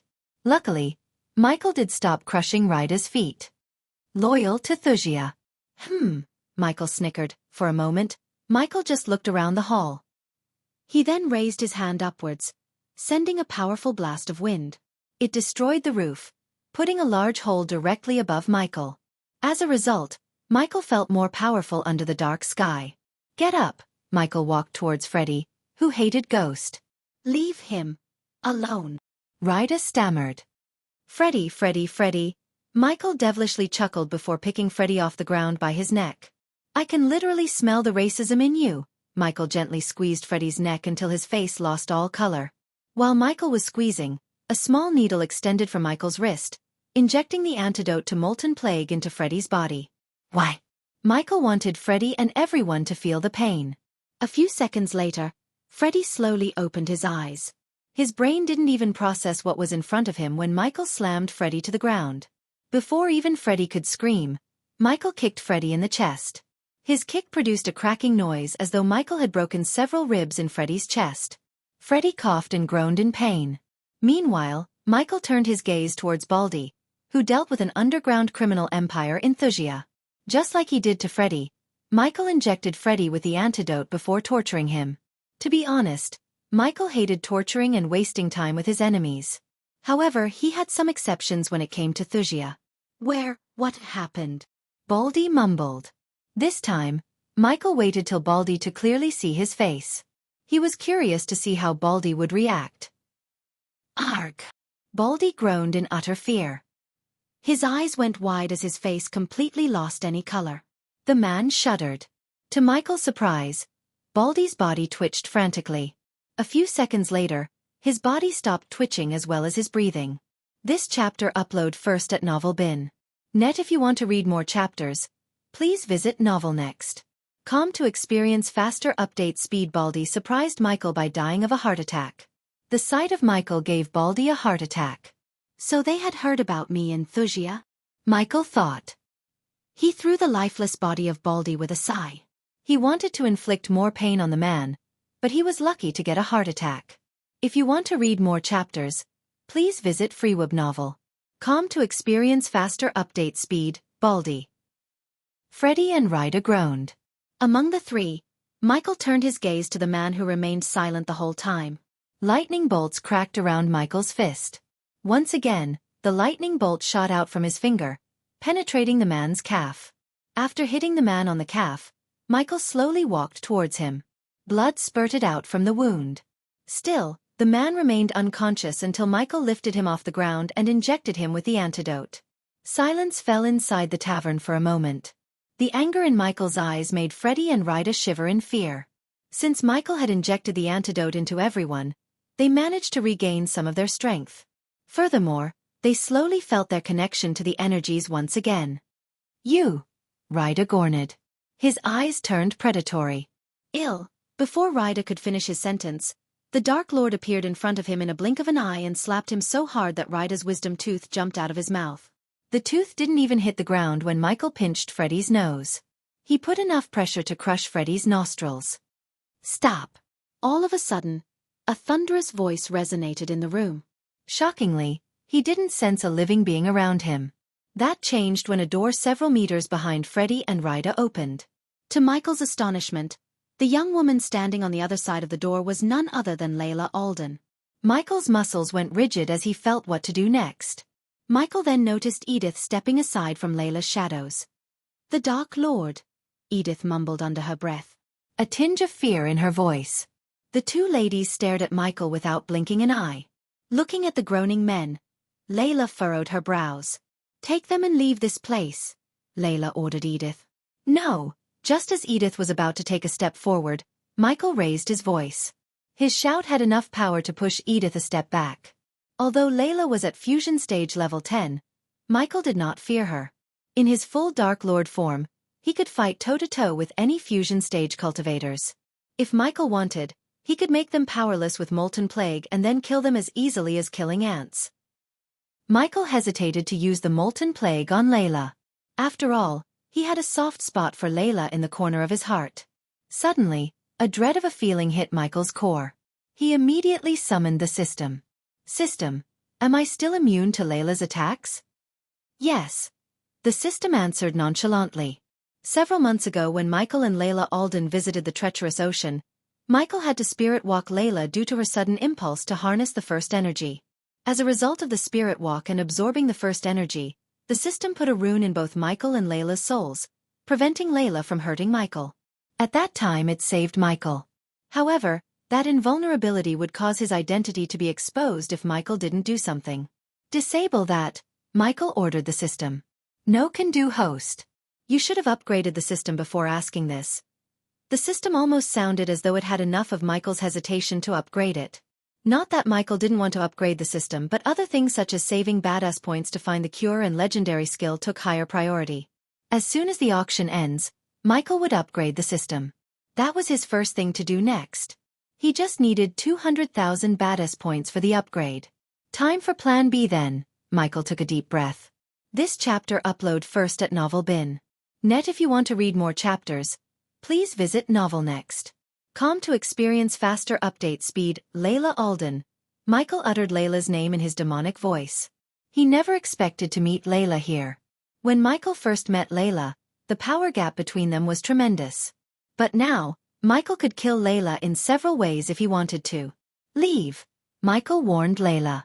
Edith on the other hand hesitated to take a step forward. She shivered from head to toe, looking at Michael. Funny, I was about to say the same, Layla calmly spoke. Her melodious voice soothed Ryda, Freddie, and the other guy. After seeing her cultivation stage, they sighed in relief. Michael noticed Layla focusing her gaze on him, trying to gauge his power level, only to fail. Before he started to attack the Thusians, Michael paid the system to hide his cultivation stage. Otherwise, people like Mutrad could come up with a theory that the Dark Lord they fought near the Holy Church was an imposter. This does not concern you, Layla Alden. If you turn back and leave, I won't hurt you or your family, Michael threatened Layla. He wasn't making a false promise either. His anger toward the Thusians outweighed Layla's well-being. In case Layla stood between him and his revenge on Wuxia, Michael would cut her down without a second thought. Edith, take this, Michael noticed Layla flicking her wrist. Soon, a golden scroll appeared in her hand. She handed over the scroll to Edith. When you reach them, teleport away, Layla ordered Edith. But Big Sister. Big Sister? Michael was yet again taken aback by surprise. It was a good thing Michael covered his face with a mask. Otherwise, Layla would have seen through his shock. After hearing Edith, Michael's brain connected all the dots. He creased his brows. Considering Edith was Victoria's best friend, she would obviously stand between him and the destruction of Wuxia. Especially when he was about to kill Victoria. At that moment, Layla might intervene to save her little sister. This complicated things for Michael. Not only Edith had Noah but also Layla to save her. I don't have time for these squabbles. If you don't get out of here in 3 seconds, Michael raised 3 fingers. Each step Michael took forward made Edith's heart shudder in fear. Freddie and Ryda slowly picked themselves up. They tried to leave the place, leaving Layla and the Dark Lord to battle it out. Simply put, they wanted to save their butts. Despite their cultivation level, they did not even think of helping Layla.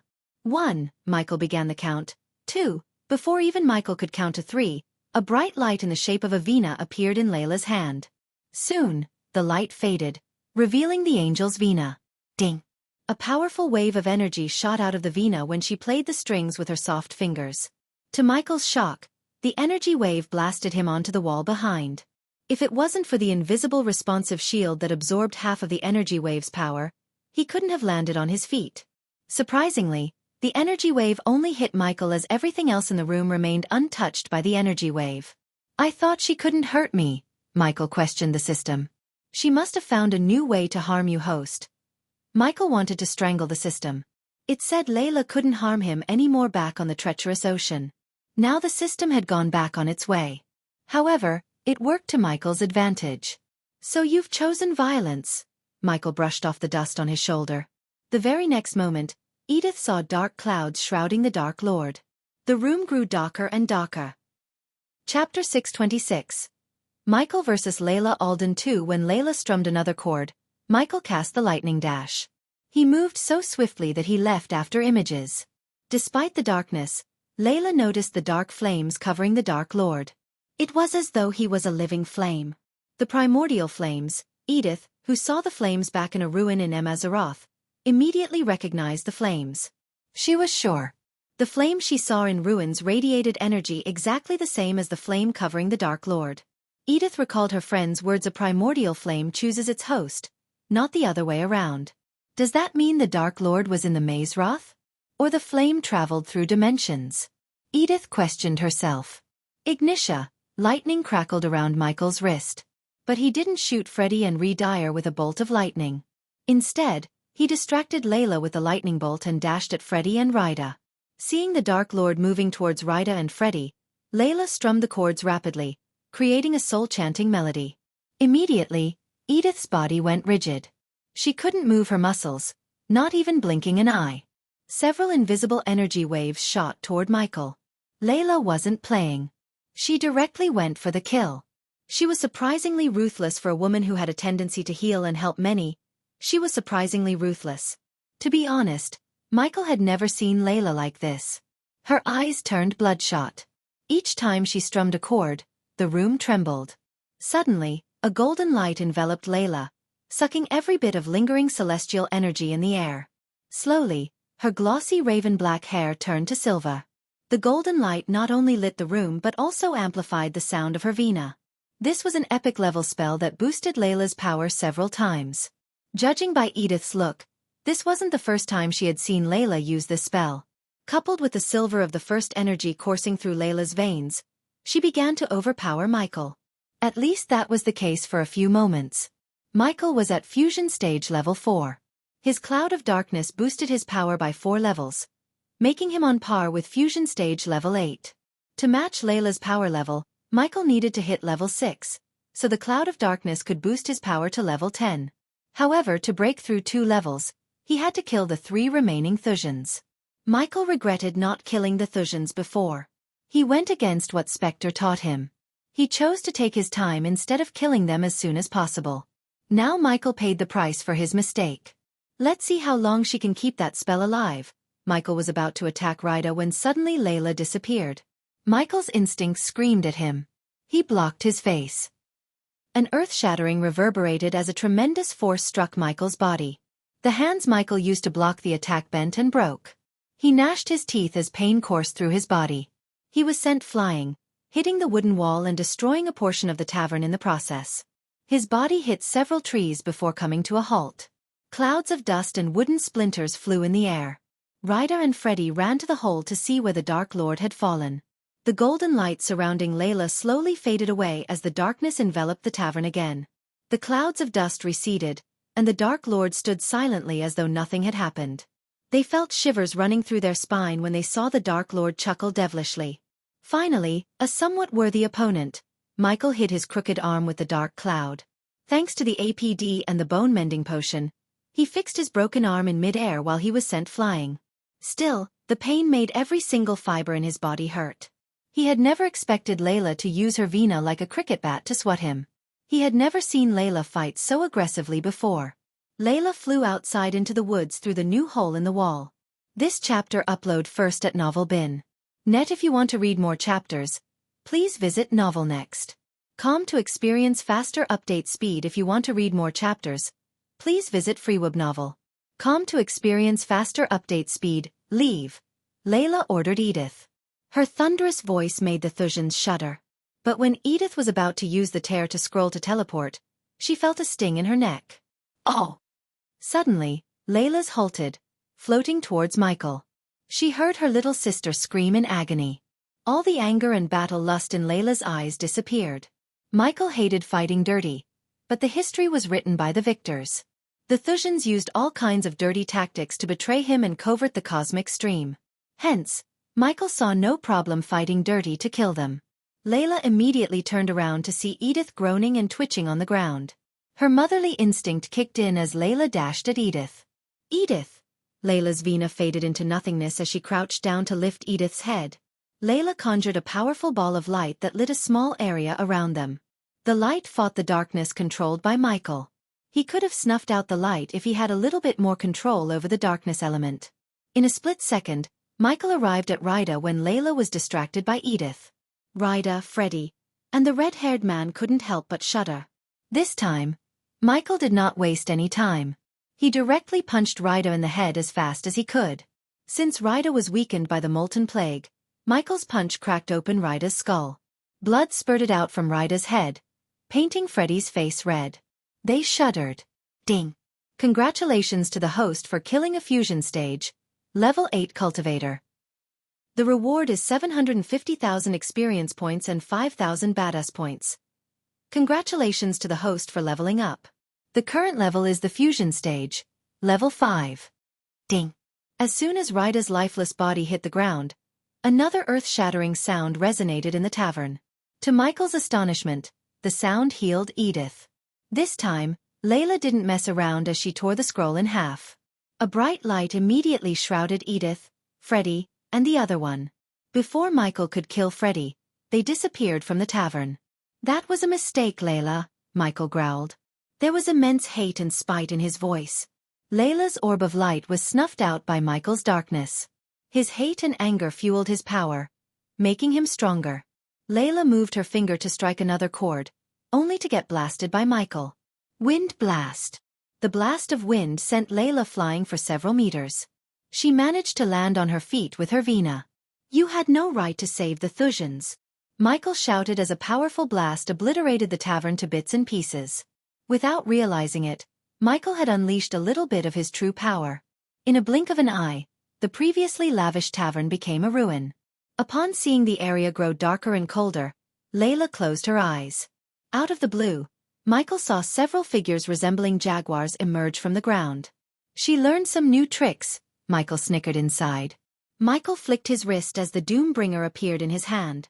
This chapter upload first at Novel Bin. Net. If you want to read more chapters, please visit novelnext.com to experience faster update speed. "Just like you had no right to hurt the one I care about," Michael froze. Judging by her tone and expression, she wasn't talking about Edith. Instead, Michael felt like she was talking about Ghost. "So you have a sweet spot for Ghost, huh?" Michael snickered. He wanted a definite answer from Layla. As Michael expected deep down, Layla did not answer him. Instead, she struck several strings at the same time. The jaguars leaped at Michael. Smirking, Michael clenched the Doombringer tighter. Layla sent several energy waves to cut him in half. This time, Michael could see the crescent-shaped golden waves shooting toward him. The waves did not harm the jaguars but cut the broken tavern's walls that stood between them in halves. Suddenly, the dark flames shot out from Michael, shrouding the jaguars. Layla had never felt such intense heat from any flames before. She creased her brows. Deep inside her mind, she wondered what kind of primordial flame this was. Throughout her life, she had learned and even seen a few primordial flames. However, nothing matched the flames wielded by the Dark Lord. The flames slowed down the jaguars as Michael leaped into the air with his Doombringer raised above his head. Boom! Michael brought down Doombringer upon a jaguar's head with an earth-shattering force.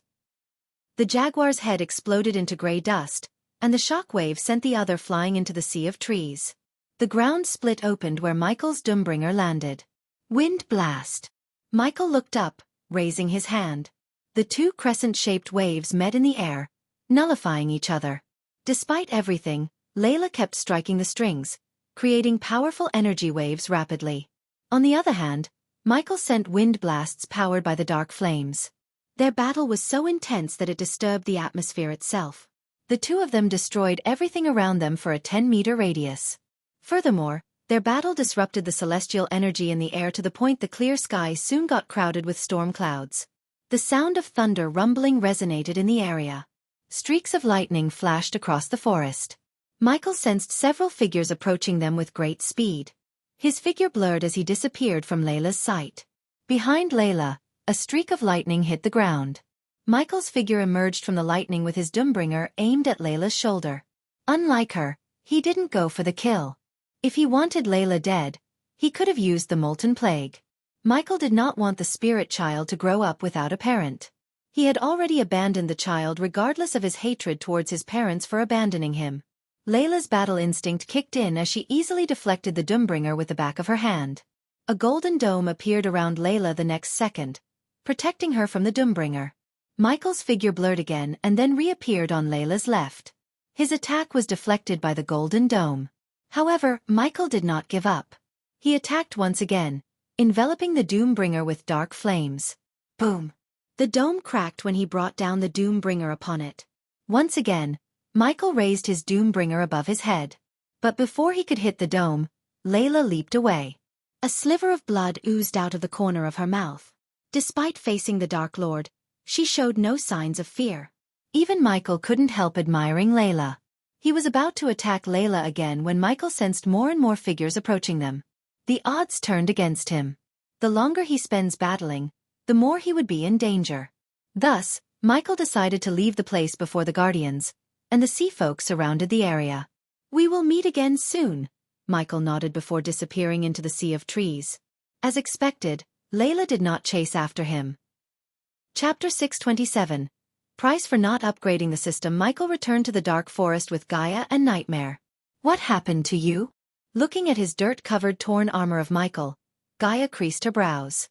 With the molten plague, Gaia knew it would be impossible for the Thusians to even harm a single hair on his head. Do you remember Edith? Michael asked Gaia. Azazel and Nightmare stood beside, staring at countless feeds running through the mirrors around the room. Yeah, I do, Gaia said as she came to his side. She helped Michael remove his cape as well as the chest piece of his armor. Thanks to the APD, there weren't any cuts or bruises on his body. However, Gaia noticed the bloodstains. Upon seeing the blood on his perfectly chiseled chest, she clenched her fist so tight her palm began to hurt. Her full name is Edith Alden. Gaia stopped removing Mark III grappling hook attached to his wrist. Just a mere mention of the name Alden caused dark lines to form on Gaia's forehead. Alden. Gaia slightly tilted her head. Seeing the exhaustion on Michael's face, Azazel waved his hand as Michael's throne materialized behind him. Michael nodded at Azazel. She is Layla's sister. Michael sat on his throne. Hearing Michael, everyone stood there dumbfounded. Edith accompanied the Thusians. So when you went to torture them, you got ambushed by Layla and Edith? Is that right? Gaia asked as though she had seen everything with her own eyes. Azazel almost let his anger explode. He wanted to fly down to the tavern and rip Layla and Edith to pieces. Despite Michael's relationship with Layla, he couldn't stop his heart from having murderous thoughts about Layla. He clenched his fist. On the other hand, Nightmare remained calm. He remembered the kind and caring woman they had met. If it wasn't for Layla's impulse, he knew Ghost and Layla would have been good friends. Still, Nightmare refused to believe Layla would ever try to kill Michael. A woman of her kind heart and composure would not succumb to hatred. With given time, the possibility of Layla returning to Ghost was high. Michael nodded. He retrieved a healing potion from the system storage and emptied the potion into his mouth. That complicates things, human. Gaia took several steps forward before sitting on the throne's arm. She caringly wrapped her hand around Michael. I know. But nothing can stop me from wiping Wuxia off the map. No Edith, no Layla, not even the Sky Hall. Nightmare noticed Michael's eyes flickering like rubies in sunlight. Due to Nightmare's acute senses, he heard a noise of otherworldly vibration in the air. This chapter upload first at Novel Bin. Net. If you want to read more chapters, please visit Novel Next. Com to experience faster update speed. How powerful is she now? Gaia asked. There was a hint of jealousy in her voice. Unlike Layla, Gaia wasn't fortunate to absorb the first energy. Given Gaia's heaven-defying cultivation speed and the 40% boost provided by the system, she could break through to the fusion stage once Gaia had absorbed the first energy. If you want to read more chapters, please visit Freeweb Novel. Com to experience faster update speed. Simply put, Michael's major reason for venturing into the treacherous ocean was Gaia. He wanted his beloved, most loyal fiancée to be the strongest among his subordinates. Currently, Azazel had the crown of being the strongest. That would soon change when they departed to the treacherous ocean. Furthermore, Michael did not forget about Gaia's metamorphosis. She needed the heart and blood of a five-headed serpent in the fire realm to evolve. Without evolving, achieving her true power would be nothing but a daydream. Fusion stage level 10. I was disappointed. I thought she would have reached the half-immortal stage. Gaia's gaze stopped at Michael's face. For a few moments, she couldn't get her mind wrapped around the idea of how easy Michael was thinking to reach the half-immortal stage. Finally, after pondering for some time, Gaia broke the silence. With or without first energy, it's not easy to break through to the half-immortal stage. Why do you think there are only a handful of fusion stage cultivators in the world? Did you know when the last person joined the Council of Immortals? 300 years ago. Really? Michael glared at Gaia. Michael had been trying to gather information about the Council of Immortals. But even Lord Information seemed to possess little to nothing about them. Part of the reason was the Council of Immortals lived in a pocket dimension separated from this world. Only when someone broke through to the half-immortal stage did a representative of the council come outside to recruit them. Michael dared not to take reaching the half-immortal stage recklessly. Even the system informed him he would get a fixed amount of experience points from killing cultivators regardless of their levels. Additionally, The system had stopped awarding Michael with experience points every time one of his subordinates killed one. Hence, the reason why Michael didn't receive any experience points when Gaia killed a few of the rot guards. The system had been using the experience points to change Michael's body and soul from the molecular level. But that wasn't the only reason why the system didn't award him with experience points. It held the experience points and badass points hostage to punish Michael for not prioritizing the system upgrade. It had been 7 months since Michael had upgraded the system. She must have come to the auction searching for something. Something that could help her break through to the half-immortal stage. Her words made Michael wonder whether Layla knew about the cosmic stream or not. If Edith knew about it, the odds of Layla knowing were high. However, if she did, Layla could use the cosmic stream to break through. Knowing Maxim Barnes and the lengths he would go to protect the cosmic stream, Michael doubted Edith knew anything about it. Heed her words, host. You cannot reach the half-immortal stage without upgrading the system to level 7. Michael's body froze when he heard the system. His mind repeated the system's words. Level 7? Michael questioned the system. The host didn't think you could just reach the half-immortal stage with a level 6 system, did you? The system almost sounded amused by Michael's bewilderment. Unable to endure the system's haughtiness anymore, Michael growled.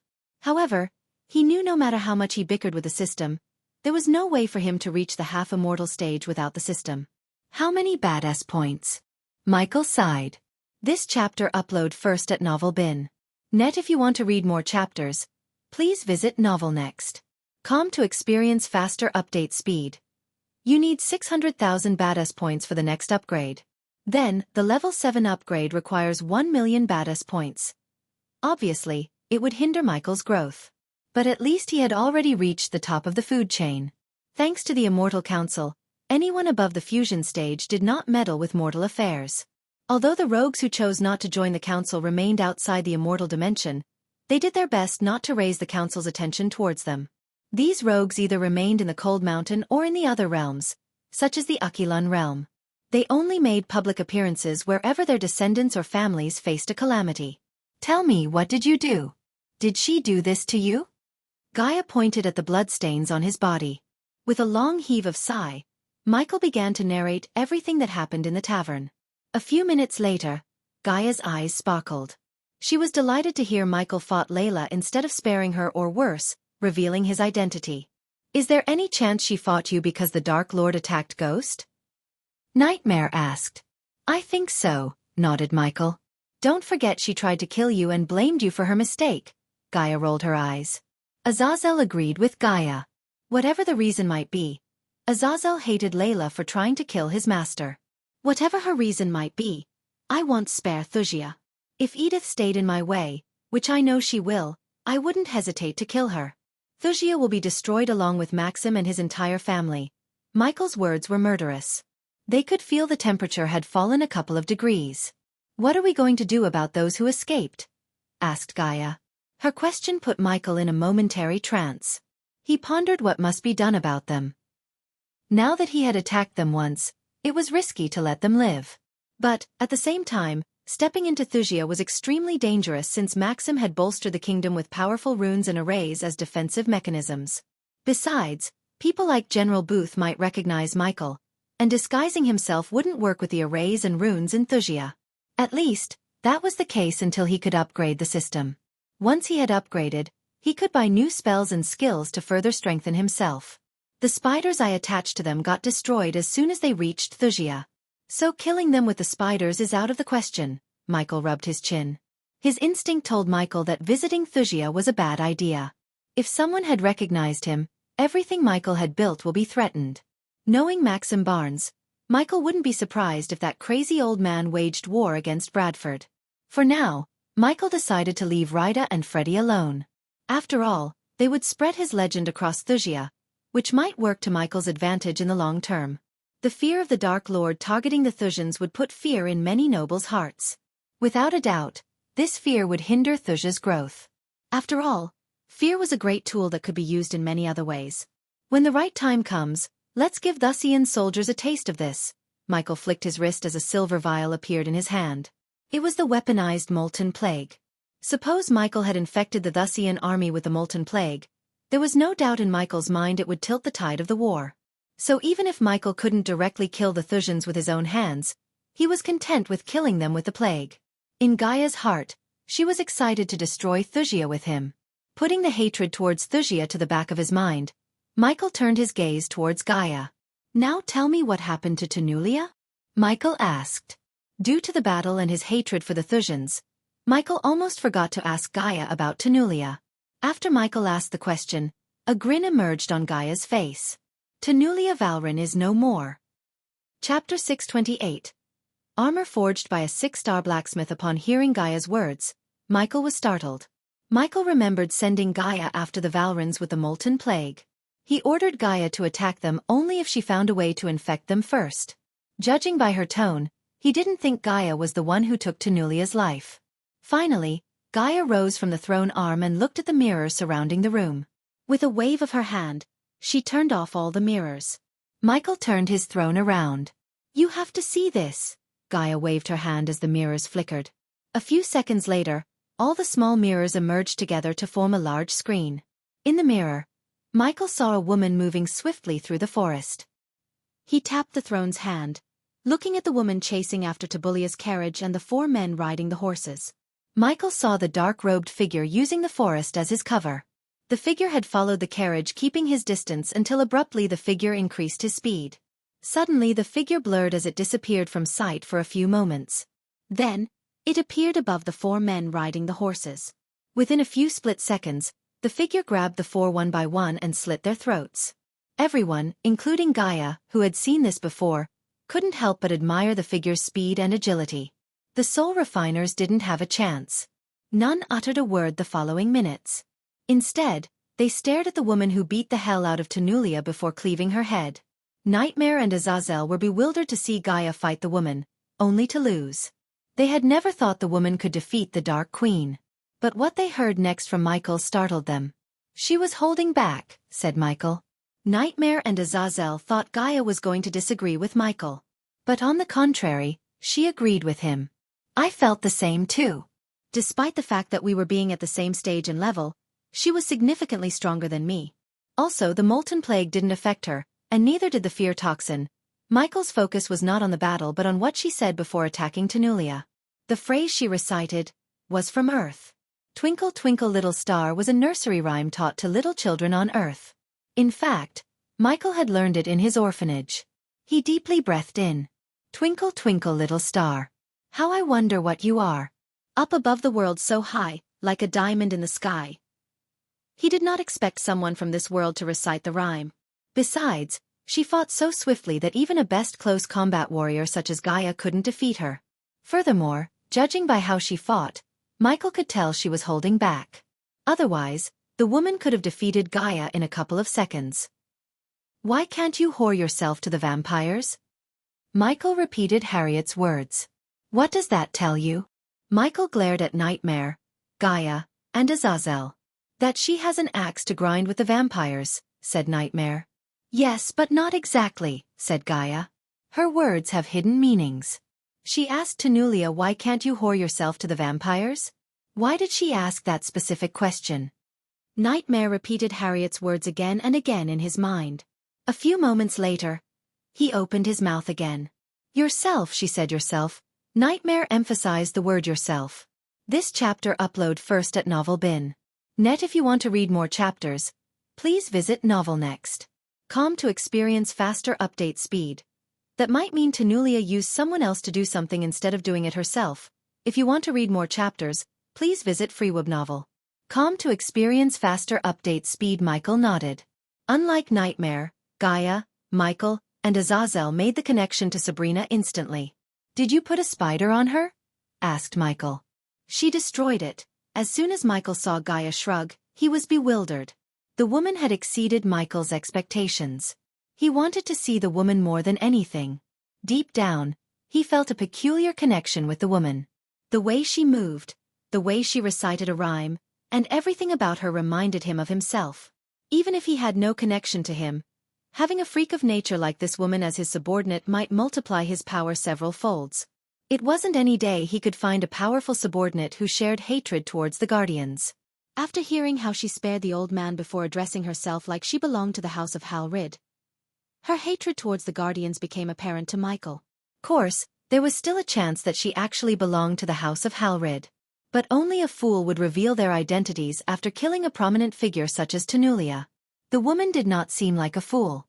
We need to get our hands on every order Tanulai issued. Azazel, I want you to send Arya to House Winston. How you do that? It's up to you. I want Arya to shadow Sabrina. Since Noah had found out about the spiders, he dared not to put spiders in Winston's house again. Instead, Michael wanted Arya to infiltrate their homes. Although Michael knew it was a difficult task for Arya, he would make her the head of the assassin guild he planned to build in the future, if she were to succeed. For how long, my lord? Asked Azazel. Until Sabrina returns to Holy Trident Academy, answered Michael. Looking at the woman in the mirror, Michael couldn't help replaying the feed once again. We now have 2 tasks. Find out this woman's identity and the reason why Layla is in Arar, said Michael. Eventually, Michael dismissed Azazel and Nightmare, who returned to the tavern where Eve was staying. What's in your mind? Gaia asked, noticing the dark lines on Michael's forehead. After spending almost 2 years with Michael, it was not very difficult for Gaia to read his expressions. I don't know. It's just she seems familiar. The next day, Michael returned to his room and pretended nothing had happened last night. He accompanied Eve to the Aqua Palace. Along the way to their VIP room, Michael noticed armed guards, countless soul refiners, and even 3 fusion stage cultivators. After settling into their seats, Eve turned her gaze towards Michael. What was that? Why are there so many guards crawling this place? No idea. I never left my room last night, Michael shrugged. This chapter upload first at Novel Bin. Net if you want to read more chapters, please visit Novel Next. Calm to experience faster update speed. Even then turned her head to look at Gaia, who shrugged even before Eve could question her. Why are you looking at me? I was with him. An awkward silence enveloped the room. Michael looked at the clouds hiding the sun. He sighed and leaned back. All of his focus was focused on the woman who killed Tanulia. He couldn't help but wonder where the man resembling a cat was when the woman slaughtered Tanulia and her men. Boom! An earth-shattering bell sound reverberated in the arena, instantly silencing the crowd. Then, just like yesterday, Rick's ton descended from the sky following the bell sound. When he landed on the ground, he raised his arm. Ladies and gentlemen, I am honored to welcome you to the second day of the Aqua Auction. Without further ado, let us begin the auction. To Michael's surprise, Rick's ton began auctioning quickly without wasting time. He expected the old man to reassure, or at least speak a few words about what had happened to the Thujans or Valrans. But on the contrary, the old man began the auction in a rush. After Rick's ton's voice echoed through the arena, an iron pillar emerged from the ground. Atop, they all saw a complete set of armor painted crimson red. This armor set had a rounded helm with half a pointed face guard and 2 pointed openings for the eyes. Attached to its side were 2 horns that curved upwards. The shoulders were fairly oval, tall, and fairly small in size. They were decorated with hundreds of small metal fragments, mimicking the scales of reptiles. The upper arms were protected by squared, half-covering rear braces, which sat quite well under the shoulder plates. The lower arms were covered by vambraces with a tentacle-like metal ornament attached to each side, wrapping around each vambrace. The breastplate was made from various layers of rounded metal sheets. It covered everything from the neck down, ending at the groin. The upper legs are covered by squared, fully covering cuisses. The lower legs were protected by greaves with sharp tips at the knee point. Judging by the shiny armor, it was apparent to Michael it was never worn before. When he looked closer, he noticed several runes glowing dimly. Not only Michael, everyone noticed these peculiar runes. Without explanation, even Gaia had no idea about the runes' effects. Michael regretted not bringing Eladir to the auction. At the moment, the Dark Elf was busy creating a teleportation array in the crypt. Ladies and gentlemen, what you see is armor forged by a 6-star blacksmith and enhanced by a 6-star runemaster. An indescribable desire emerged in Michael's heart. Although the armor looked medieval and had a Viking vibe to it, he could reforge the armor to suit his liking. But Michael suppressed his despite because he knew for a fact he didn't have enough coins to afford the armor. Countless people gasped in shock after hearing Rick's ton.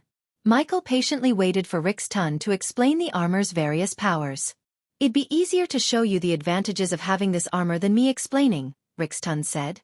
Soon, A tall man with a well-toned body descended from the sky. Other than multiple scars on his body, there was nothing distinguishable about the man. A slave. Michael slightly tilted his head. He wasn't a perfect human being, but just the thought of owning a human being sickened Michael. As the man landed beside Rick's ton, the latter began to put the armor on the man. Several seconds later, Rick's ton finished adorning the man with the armor. "Now look closer, ladies and gentlemen," Rick's ton said before flicking his wrist. A mace with a spiked head appeared in the old man's hand. To everyone's shock, Rick's ton struck the man on the chest with the mace. Sparks flew as a loud thudding sound resonated in the area.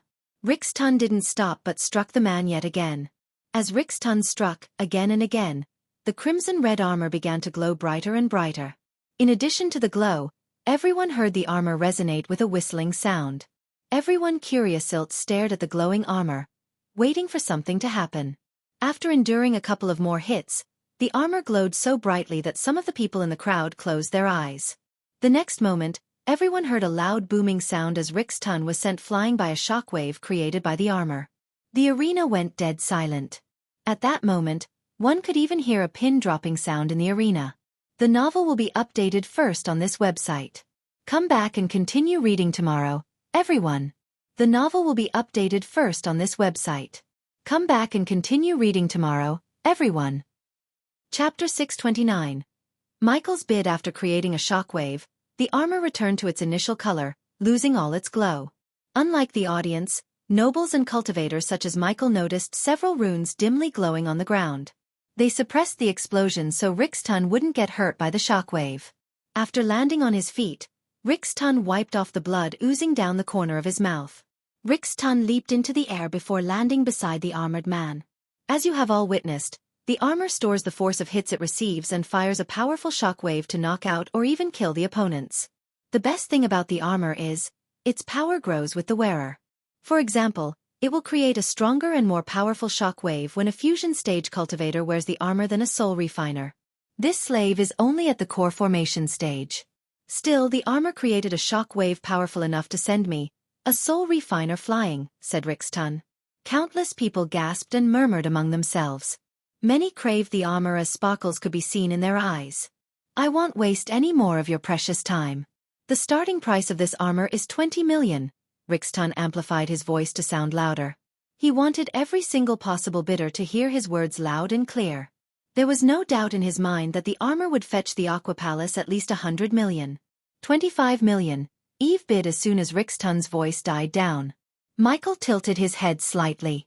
His entire wealth contained 25 million, yet for Eve, 25 million was a small price. 35 million. The Golden Prince's voice resonated from his VIP room. With a single bid, the Golden Prince raised the price by 10 million. 50 million. Michael heard a raspy voice resonate from the Hunt family room. 55 million. Eve calmly raised the bid. 65 million, said the raspy voice elder of the Hunt family. Michael noticed that no one bid for the armor except for Eve, the elder of the Hunt family, and the Golden Prince. When Michael looked at the T-Fusion VIP room, he could only see a silhouette of two women. He did not expect Layla and Edith to stay in the Aqua Palace instead of returning to Thusia. Although the three were raising bids one after another, Rick's ton regretted what had happened to Valrans and the Thusians. The Aqua Palace did its best to contain the news of what transpired last night. But the news spread like wildfire throughout the kingdom. Fear struck the entire city of Alan Allery. Rick's ton knew as they were speaking, soldiers from Sil Alaris capital were on their way to Alan Allery. It was just a fruitless action. Everyone knew the Dark Lord was long gone. Even if the Empress appeared in Alan Allery, Rick's ton doubted they could find the Dark Lord or figure out how he managed to kill Tanulia Valrin and Rida on the same day. Unless the Dark Lord was really a god as some people claim him to be. Due to the Dark Lord's sudden appearance, several nobles had left the Aqua Palace. They all wanted to be surrounded by their own soldiers in their castles. Several minutes passed, but the bidding for the armor remained strong. Inside the Viol de Garde VIP room, Eve showed no signs of slowing down. 90 million. Eve's calm voice reverberated through the arena. This chapter upload first at novel.bin.net. If you want to read more chapters, please visit novel.next. To experience faster update speed. The Golden Prince and the elder of the Hunt family did not use their family background to sway the auction to their side. They knew the other party would not give them any face even if they used their family name. So they just bid with coins, not with their family names. As they were bidding for the armor, Michael noticed a silhouette enter the Hunt family room. The Hunt family members immediately stood up from their seats. Although Michael couldn't see their faces, it was apparent the figure had a higher status than the elders.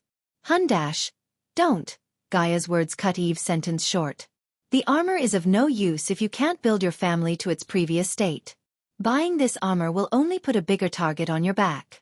Let the Golden Prince have it. She is right. Crossing someone like the Golden Prince at this point doesn't seem like a good idea. Nightmare raised his concern over Eve's desire to get the armor.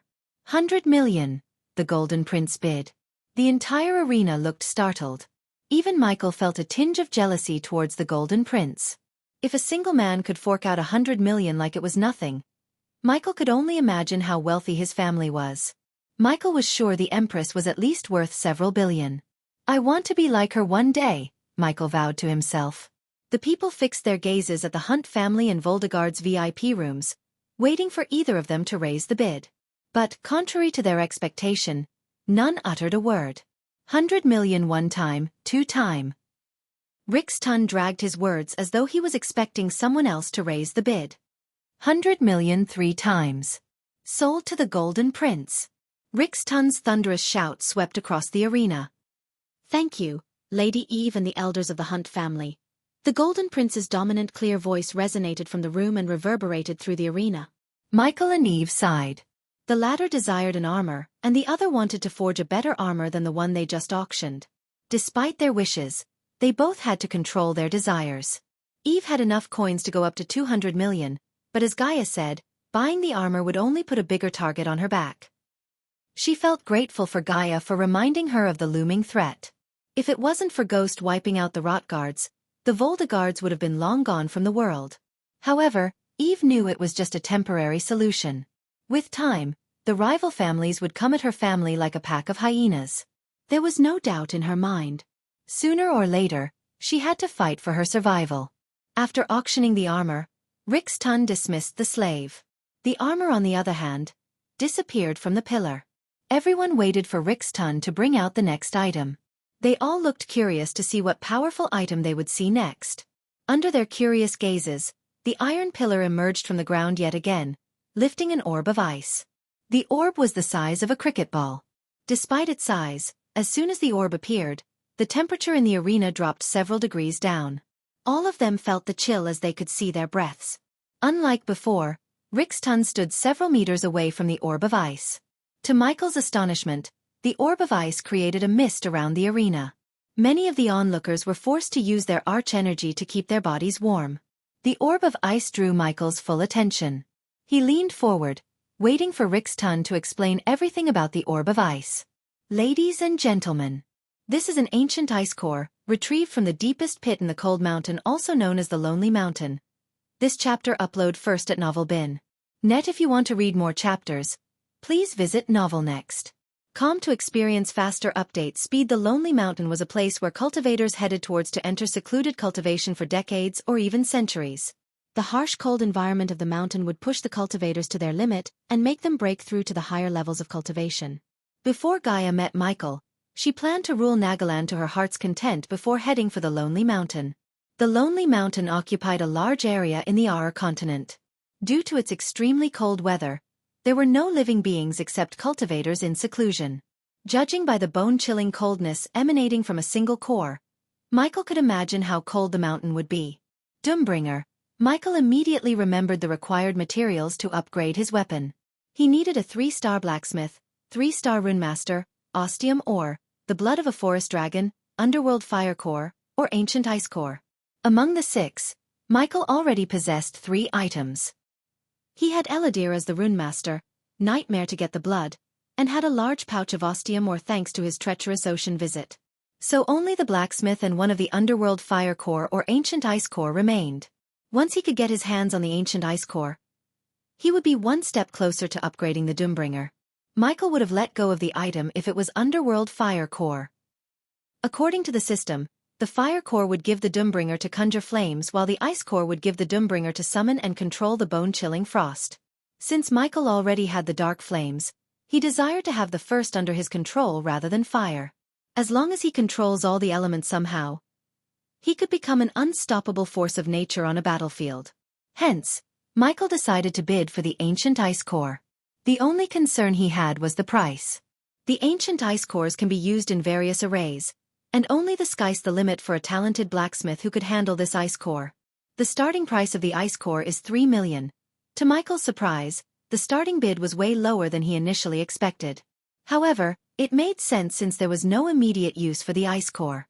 Anyone who buys it had to find either a rune master or a blacksmith. Even then, there was no certainty that they could make use of the ice core. So it's a glorified ice ball? Someone from a VIP room was ridiculed as the crowd burst into laughter. Rixton had no words to rebuke because it was the truth. Simply put, except for Michael, the ice core had little to no value to the rest. Even if a 6-star blacksmith or a rune master got their hands on the ice core, they could only imbue a part of its chillness to whatever they forge or create. But they could achieve the same effects with much simpler means. The nobles knew this. After all, they all brought experts along with them.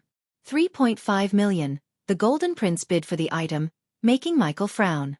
4 million, Michael bid for the ice core for the first time. But unlike the rest, he didn't immediately raise the bid by 1 million.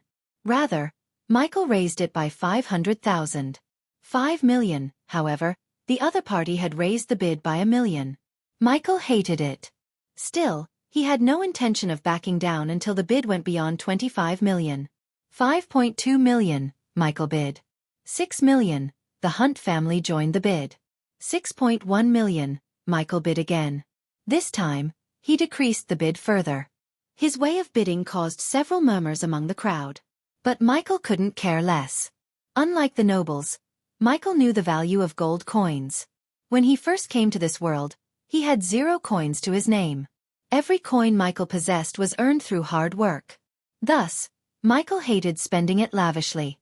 Granted, Michael wasn't stingy, but he wasn't a lavish spender either. 7 million, the Golden Prince raised the bid to 7 million. Michael furrowed his brows. 7.1 million. Are you kidding me? Eve rolled her eyes.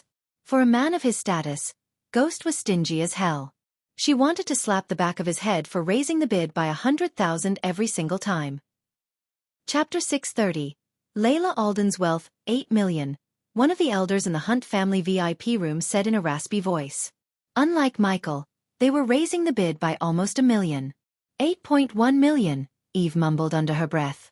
As she expected, Michael put in an 8.1 million bid. Luckily this time, the Golden Prince did not outbid Michael. Instead, everyone remained silent. 8.1 million. Going once. Rixton looked around everyone but did not hold any expectation to receive another bid. Going twice, going thrice. Sold to the gentleman in Voldegard's room, Rixton exclaimed. Personally, Michael disliked Rixton revealing everyone's identity. It paved the way for rogue cultivators to ambush them. At first, Michael thought the auction would be anonymous. However, he was proven wrong. Michael exhaled deeply. Why did you buy that? Eve asked. Her voice was full of curiosity. I have a feeling it might be of help to me in the future, said Michael nonchalantly. Since Michael was a convincing liar, Eve didn't doubt his words. After all, Michael couldn't say he bought the ice core to upgrade his Doombringer. Oh, Eve nodded. A young girl entered their room with a space ring a while later.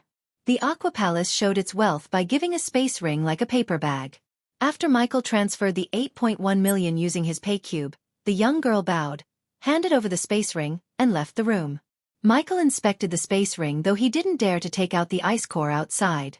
It might be useless, but the ice core was cold enough to the point it would chill their bones. Putting the space ring inside the system storage, Michael focused back on Rixton. After buying the ancient ice core, Michael's mood was elevated. Under everyone's gazes, Rixton waved his hand. But instead of an iron pillar as before, something else emerged from the ground. Countless gasps resonated throughout the arena. Even Michael's eyes went wide as they could. It was the skeleton of a dragon. Compared to the skeleton, Rixton looked tiny. The dragon's skeleton cast a large shadow on the ground. Everyone in the arena trembled just by the sheer size of the skeleton. The skeleton radiated a weak purplish smoke from its bones. When Michael looked closer, he noticed the several runes carved in the bones. Somehow he felt like they weren't man-made. Under everyone's stunned gazes, Rixton began to describe the dragon skeleton. Judging by the energy radiation around the skeleton, the dragon was at the fusion stage level 10.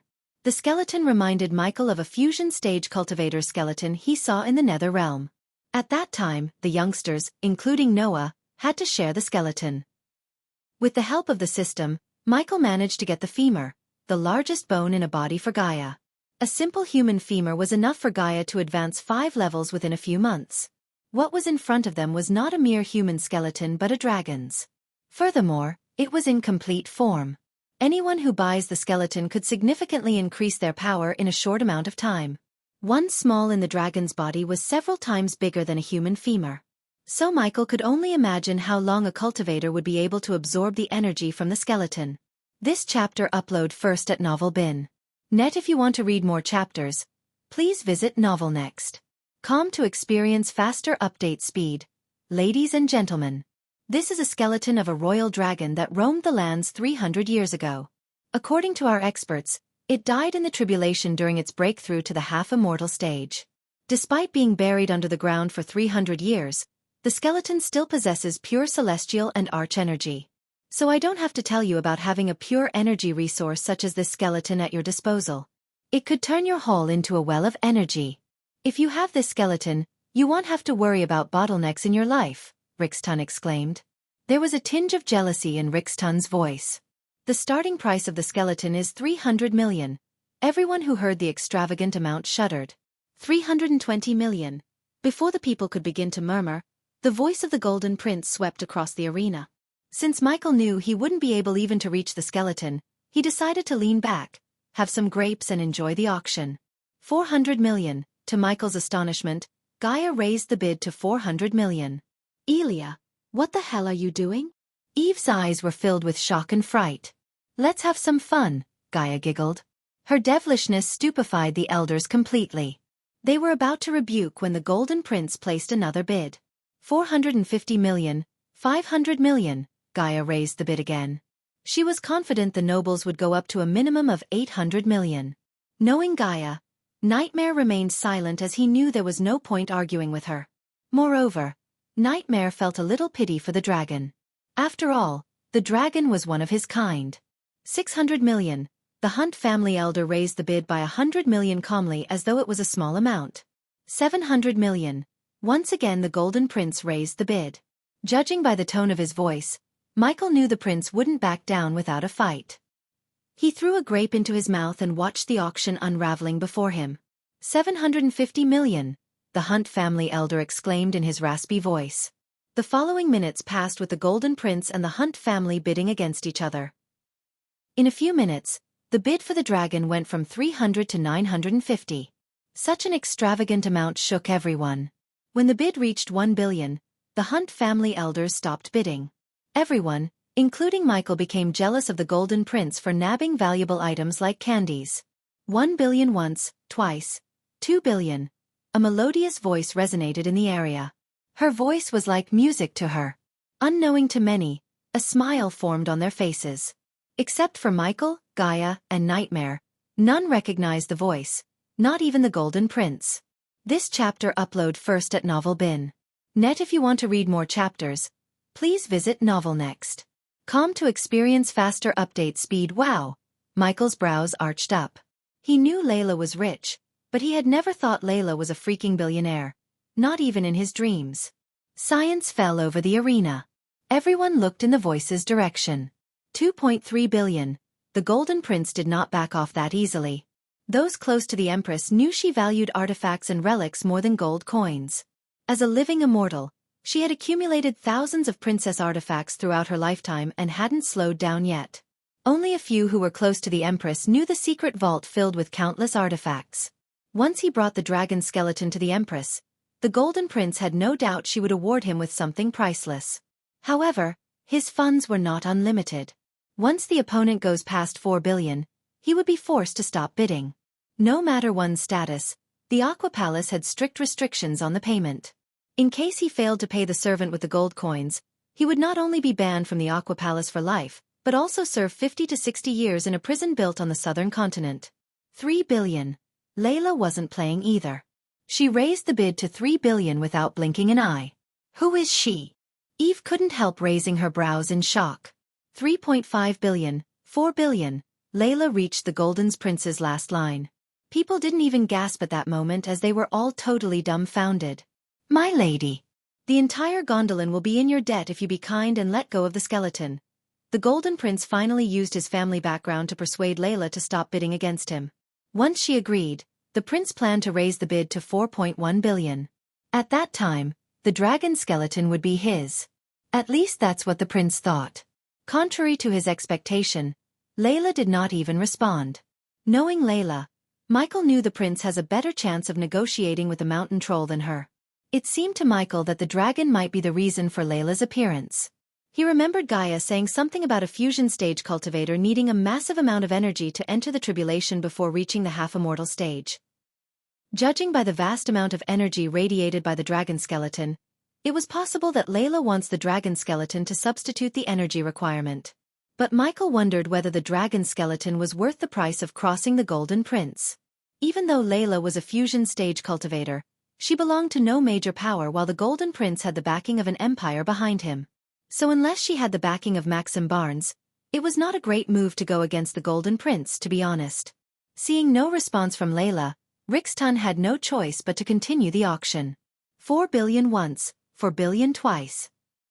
Rixton paused for a moment, leaving a short amount of time for the Golden Prince to negotiate. But the Golden Prince decided not to negotiate anymore so he could save his face. Sold to the lovely lady in the VIP room of Wuxia. The Golden Prince's silence churned a bad feeling in Michael's gut. However, it wasn't Michael's responsibility to save Layla. She made the decision to go against the Golden Prince, and in case the Golden Prince decided to retaliate, she had to face the consequences. As far as Michael was concerned, she wasn't a little girl that needed saving. After the dragon, several other artifacts, including a few legendary spell scrolls, got auctioned, but none of them interested Michael. He could buy unique legendary spells from the system store itself. There was no need to waste his gold coins. When the daylight slowly dimmed out, Rixton finally stopped the auction. Ladies and gentlemen, thank you for participating in the Aqua auction. Tomorrow will be the last and final day of this year's Aqua auction. Believe me, there are plenty of surprises for you tomorrow. So please be sure to attend the auction tomorrow. Until then, have a nice and safe day. The novel will be updated first on this website. Come back and continue reading tomorrow, everyone. Chapter 631. Initializing the order of death. Once Michael had returned to his room next to Eve's, he disappeared from the room, leaving Nightmare to guard the room and inform him if someone came looking for him. Michael didn't even rest on the bed for a moment before teleporting to the crypt with Gaia. When he arrived at the crypt, he was welcomed by a large round table surrounded by his subordinates. Contrary to what he had seen before, the crypt was clean and spotless. There were no bloodstains on the walls, the floor was spotless, and the gloomy crypt was lit with a grandeur chandelier. Regardless of the bright chandelier, everyone's faces were dark and gloomy. Surrounding the table was Maxine, Corey, Tiberius, Caius, Gibson, Arya, Delar, Titus, and Optimus. Even Sadie was invited to the crypt. My lord, my lady, Azazel pulled the two thrones for Michael and Gaia to sit. For a moment, Michael remained silent. He scanned everyone's face. All of his subordinates averted their gazes. Maxine, Michael turned his eyes to Maxine, who sat closer to Michael. Did you take care of the burial? Asked Michael. Yes, my lord, Maxine stammered in fear. To their surprise, Michael did not act as they expected. He remained calm. Tiberius, Michael looked at Tiberius. Why didn't you tell me or her before you went to that meeting? Due to Michael's demonic voice, they failed to guess whether he was mad, disappointed, or just simply asking. Tiberius was speechless for a second. He finally managed to answer Michael. To be honest, we thought we could handle it. Obviously, we thought wrong.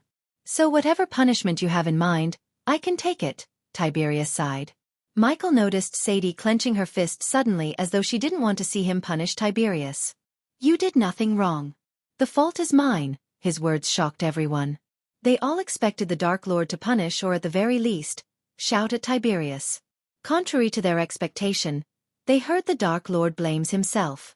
My lord, Maxine mumbled as Michael raised his hand. Although I recruited all of you, I neglected to create a hierarchy and a good way to communicate among yourselves. But that ends now. Today, we are beginning a new chapter in this world. Today, the Order of Death will be reborn. Michael slowly rose from his throne. This chapter upload first at Net. If you want to read more chapters, please visit novelnext.com to experience faster update speed. From now on, you will address me as the Dark Lord and her as the Dark Queen. Michael looked at Gaia for a moment before turning his gaze back to them. If you want to read more chapters, please visit freewebnovel.com to experience faster update speed. Each of you will address the other in the room by Lord or Lady, said Michael.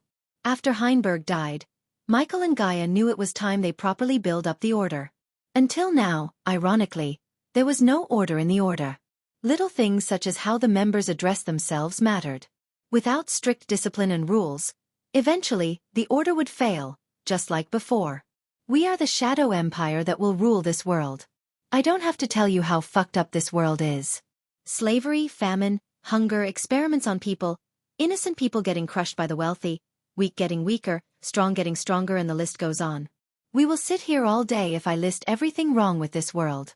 Put simply, the 8 great clans in the Sky Hall are the sicknesses and we are the cure, said Michael before pausing for a second. He let his words sink into their heads. Like any government, we need a hierarchy and order. Dark Queen. Michael looked at Gaia as she rose from her throne. Leaving the explaining things to Gaia, Michael plunged onto his throne once again. Azazel came to his side and stood beside his throne like a good servant. Each of you is either a king or a queen. You're allowed to have ministers as many as you need. But, Gaia raised her finger, under no circumstance, a monster is to know the other king or a queen at this table. Otherwise, one minister could reveal all your identities to the 8 great clans and destroy the order in a couple of days. After all, many empires fall not to foes who fight in front of them but to the traitors behind them. This brings me to my next topic, recruitment. Gaia glanced at the people. Like any organization, Gaia prioritized talent and loyalty over anything. If the order was her kingdom, Gaia would rather have 100 loyal talented people under her command than 1,000 rich nobles. I want 3 things from all of you and the people you choose to join our order. Gaia raised 3 fingers. Loyalty, talent, and the will to do whatever is necessary. You are here because you all have these 3. So when you choose someone, he or she must have the 3 qualities I mentioned. Now when you find someone you want to recruit, you don't go and tell everything about us. There is a certain process to recruit someone. Before I explain the process, we have to assign certain tasks to you. I and Dark Lord derive tasks according to your strengths. First, Tiberius. Gaia gestured at Tiberius to stand. Tiberius, you are a warrior and an excellent leader. You fought against slavery and in a short amount of time, you have built a safe haven for all the freedom fighters. Soon, the order will help you wipe out slavery from the southern continent completely.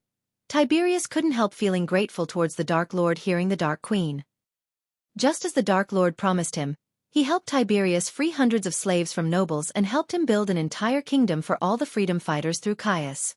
Thanks to the Dark Lord, all the slaves now had a destination, a place where they could be free without the fear of nobles. But his word was far from over. Until he freed the last slave, he wouldn't stop fighting for them. With the help of the Dark Lord, it was not a pipe dream. So I will bestow you the title of King of War. Any and every military or war-related thing on land the Order face will go through you. You will receive the necessary tools and training soon. Do you accept the task and serve the Dark Lord and the Order with every fiber in your body? Asked Gaia. Without saying a word, Tiberius stepped back and dropped to one knee. I accept, Dark Queen. Good, Gaia nodded.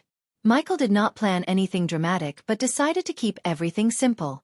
After Tiberius went back to his seat, Gaia turned her gaze towards Corey. Without uttering a word, Corey rose from her chair. This chapter upload first at Net. If you want to read more chapters, please visit novelnext.com to experience faster update speed. Corey, you built an army and became a pirate lord with brains. Just like Tiberius, you are also an excellent leader and captain. Hence, I name you and the Queen of the Seas. You will lead the naval army of the Order. Do you accept the task and serve the Dark Lord and the Order with every fiber in your body? I accept, Dark Queen. Just like Tiberius, Corey also bent her knees to Michael. Next, Arya. Arya rose up. Her brothers felt overwhelmed by the pressure they felt from everyone in the room. To be honest, they couldn't believe their little sister has become an assassin under the Dark Lord. Although they felt grateful for the Dark Lord, they still had some concerns about their sister's safety. I don't have to tell you again what the Dark Lord did to you. He brought your brothers back to life. He is a god to you. I am eternally grateful to the Dark Lord and to you, Dark Queen, Arya spoke with confidence. Killing people had turned the soft, delicate girl into a dominant assassin, who feared no one except the Dark Lord and the Dark Queen. The Dark Lord and I decided to train you until you become the deadliest assassin in this entire world. At that time, you will lead the assassin guild the Order will build. So hereby I name you the Queen of the Shadows. You will receive orders soon. Do you accept the task and serve the Dark Lord and the Order with every fiber in your body? Asked Gaia. As everyone expected, Arya dropped to one knee, but unlike others, she drew her dagger, cutting her palm. My life is yours to command, Dark Lord, Dark Queen. Good. But let's not think about dying anytime soon. Every one of you will become immortals under the Dark Lord. Gaia startled everyone with her words. But none dared to question her. Caius. When Caius heard his name on the Dark Queen's lips, he shuddered. Even after serving them for a long time, he still feared them. He slowly rose from his chair. Deep down, the old man felt excited to get initiated into the Order. This was once-in-a-lifetime opportunity, and he planned to capitalize it. From one of the senators to the man who controls 2 kingdoms, you have served us well. No one is better suited to rule the southern continent to prosperity than you. So I name you the king of the southern continent. Despite the humongous task before you, we believe you won't disappoint us. Do you accept the task and serve the Dark Lord and the Order with every fiber in your body? Caius dropped to his knee, placed his hand on his chest, and bowed. I won't fail you, Dark Lord, Dark Queen, Gaia and Michael nodded. After Caius, Dalar saw the Dark Queen looking straight at him. He served the Dark Lord longer than everyone in the room. Everything from the moment he saw the Dark Lord kills a human in the Nether Realm to this moment felt like a dream to him. Serving the Dark Lord was the best decision he had made in his entire life. Suppose had rejected the Dark Lord's offer, he would have either died or just been an orc who could summon a few netherals. But now, he could not only summon the undead but command the alpha undead themselves. When he rose up, he saw the other humans look at him in awe. His tall stature, green thick skin, and muscular build drew their attention like a magnet. You served us the longest, Dalar. With the Dark Lord's help, you managed to achieve many breakthroughs. You are not a mere summoner anymore. I name you the King of the Undead. You will command the undead army in the future. Soon, you will have everything you need to further improve yourself in summoning and controlling the undead. Do you accept the task and serve the Dark Lord and the Order with every fiber in your body? To be continued. Chapter 632. Initializing the Order of Death 2. Initializing the Order of Death. After Dalar returned to his seat, Gaia chose Gibson. He rose up from his chair. Gibson, you are someone we both didn't fully utilize. Your experience in navigation and ability to keep the pirates together from killing each other is truly amazing, Gaia chuckled, lighting the mood a bit. If Corey is the Queen of the Seas, you will be the King of the Skies. You will command the air force we are about to build. Until then, you're to commandeer the Big Bertha and hunt down the rogue pirates. Although Michael eradicated the pirates after killing Vance, there were some pirates who went rogue instead of serving under Michael. They preferred to stick to the old ways than serve someone else. Michael received reports about these rogue pirates from Corey, but he decided to let them roam around until this moment. Do you accept the task and serve the Dark Lord and the Order with every fiber in your body? Asked Gaia. As expected, Gibson dropped to his knee and swore his loyalty to Michael and Gaia. At this moment, only Titus, Optimus, Sadie, and Maxine remained without a task or title. It changed for Sadie when Gaia turned her gaze toward her. Sadie took a deep breath, rising from her chair. Sadie Kaplan. Gaia didn't show any hatred towards Sadie in her voice. Granted, Sadie and Michael had a thing when they were in the river town. Gaia used to hate Sadie to the core, but everything changed after Michael put a ring around her finger. Compared to others on the table, you know about the true face of the Guardians more. You witnessed how they stood aside, doing nothing when your fellow sisters were ravaged and sold as slaves to the southern continent. The Guardians knew this and still used them as bait to catch the Dark Lord. The Guardians called the Dark Lord evil, But how many girls went missing after you agreed to serve the Dark Lord? None, Gaia exclaimed. We will use the girls in your sect. Gaia's words stunned everyone, but her following words calmed them down. But not as the guardians or the others. We will never ask the girls to whore themselves for us. By agreeing to serve the Dark Lord, you made sure the girls lived with dignity as everyone should in this world. Instead, we will gather information through the girls. Knowledge is wealth, and you are sitting on an untapped treasure trove. So I name you as the Queen of Whispers. Soon you will know everything that happens in the world. Sadie Kaplan, do you accept the task and serve the Dark Lord and the Order with every fiber in your body? This chapter upload first at Novel Bin. Net. If you want to read more chapters, please visit Novel Next. Calm to experience faster update speed. Sadie took a deep breath as she knew there was no turning back now. Deep down, she saw no reason to turn back. If it weren't the Dark Lord, someone else would use them. That wouldn't change for the Silver Moon. The world would always treat them as sluts due to their cultivation method. At least if she served the Dark Lord, her sisters would be safe. If you want to read more chapters, please visit Freeweb Novel. Calm to experience faster update speed. I accept and serve you with the best of my ability, Dark Lord, Dark Queen. Sadie knelt down. To their surprise, the Dark Lord opened his mouth.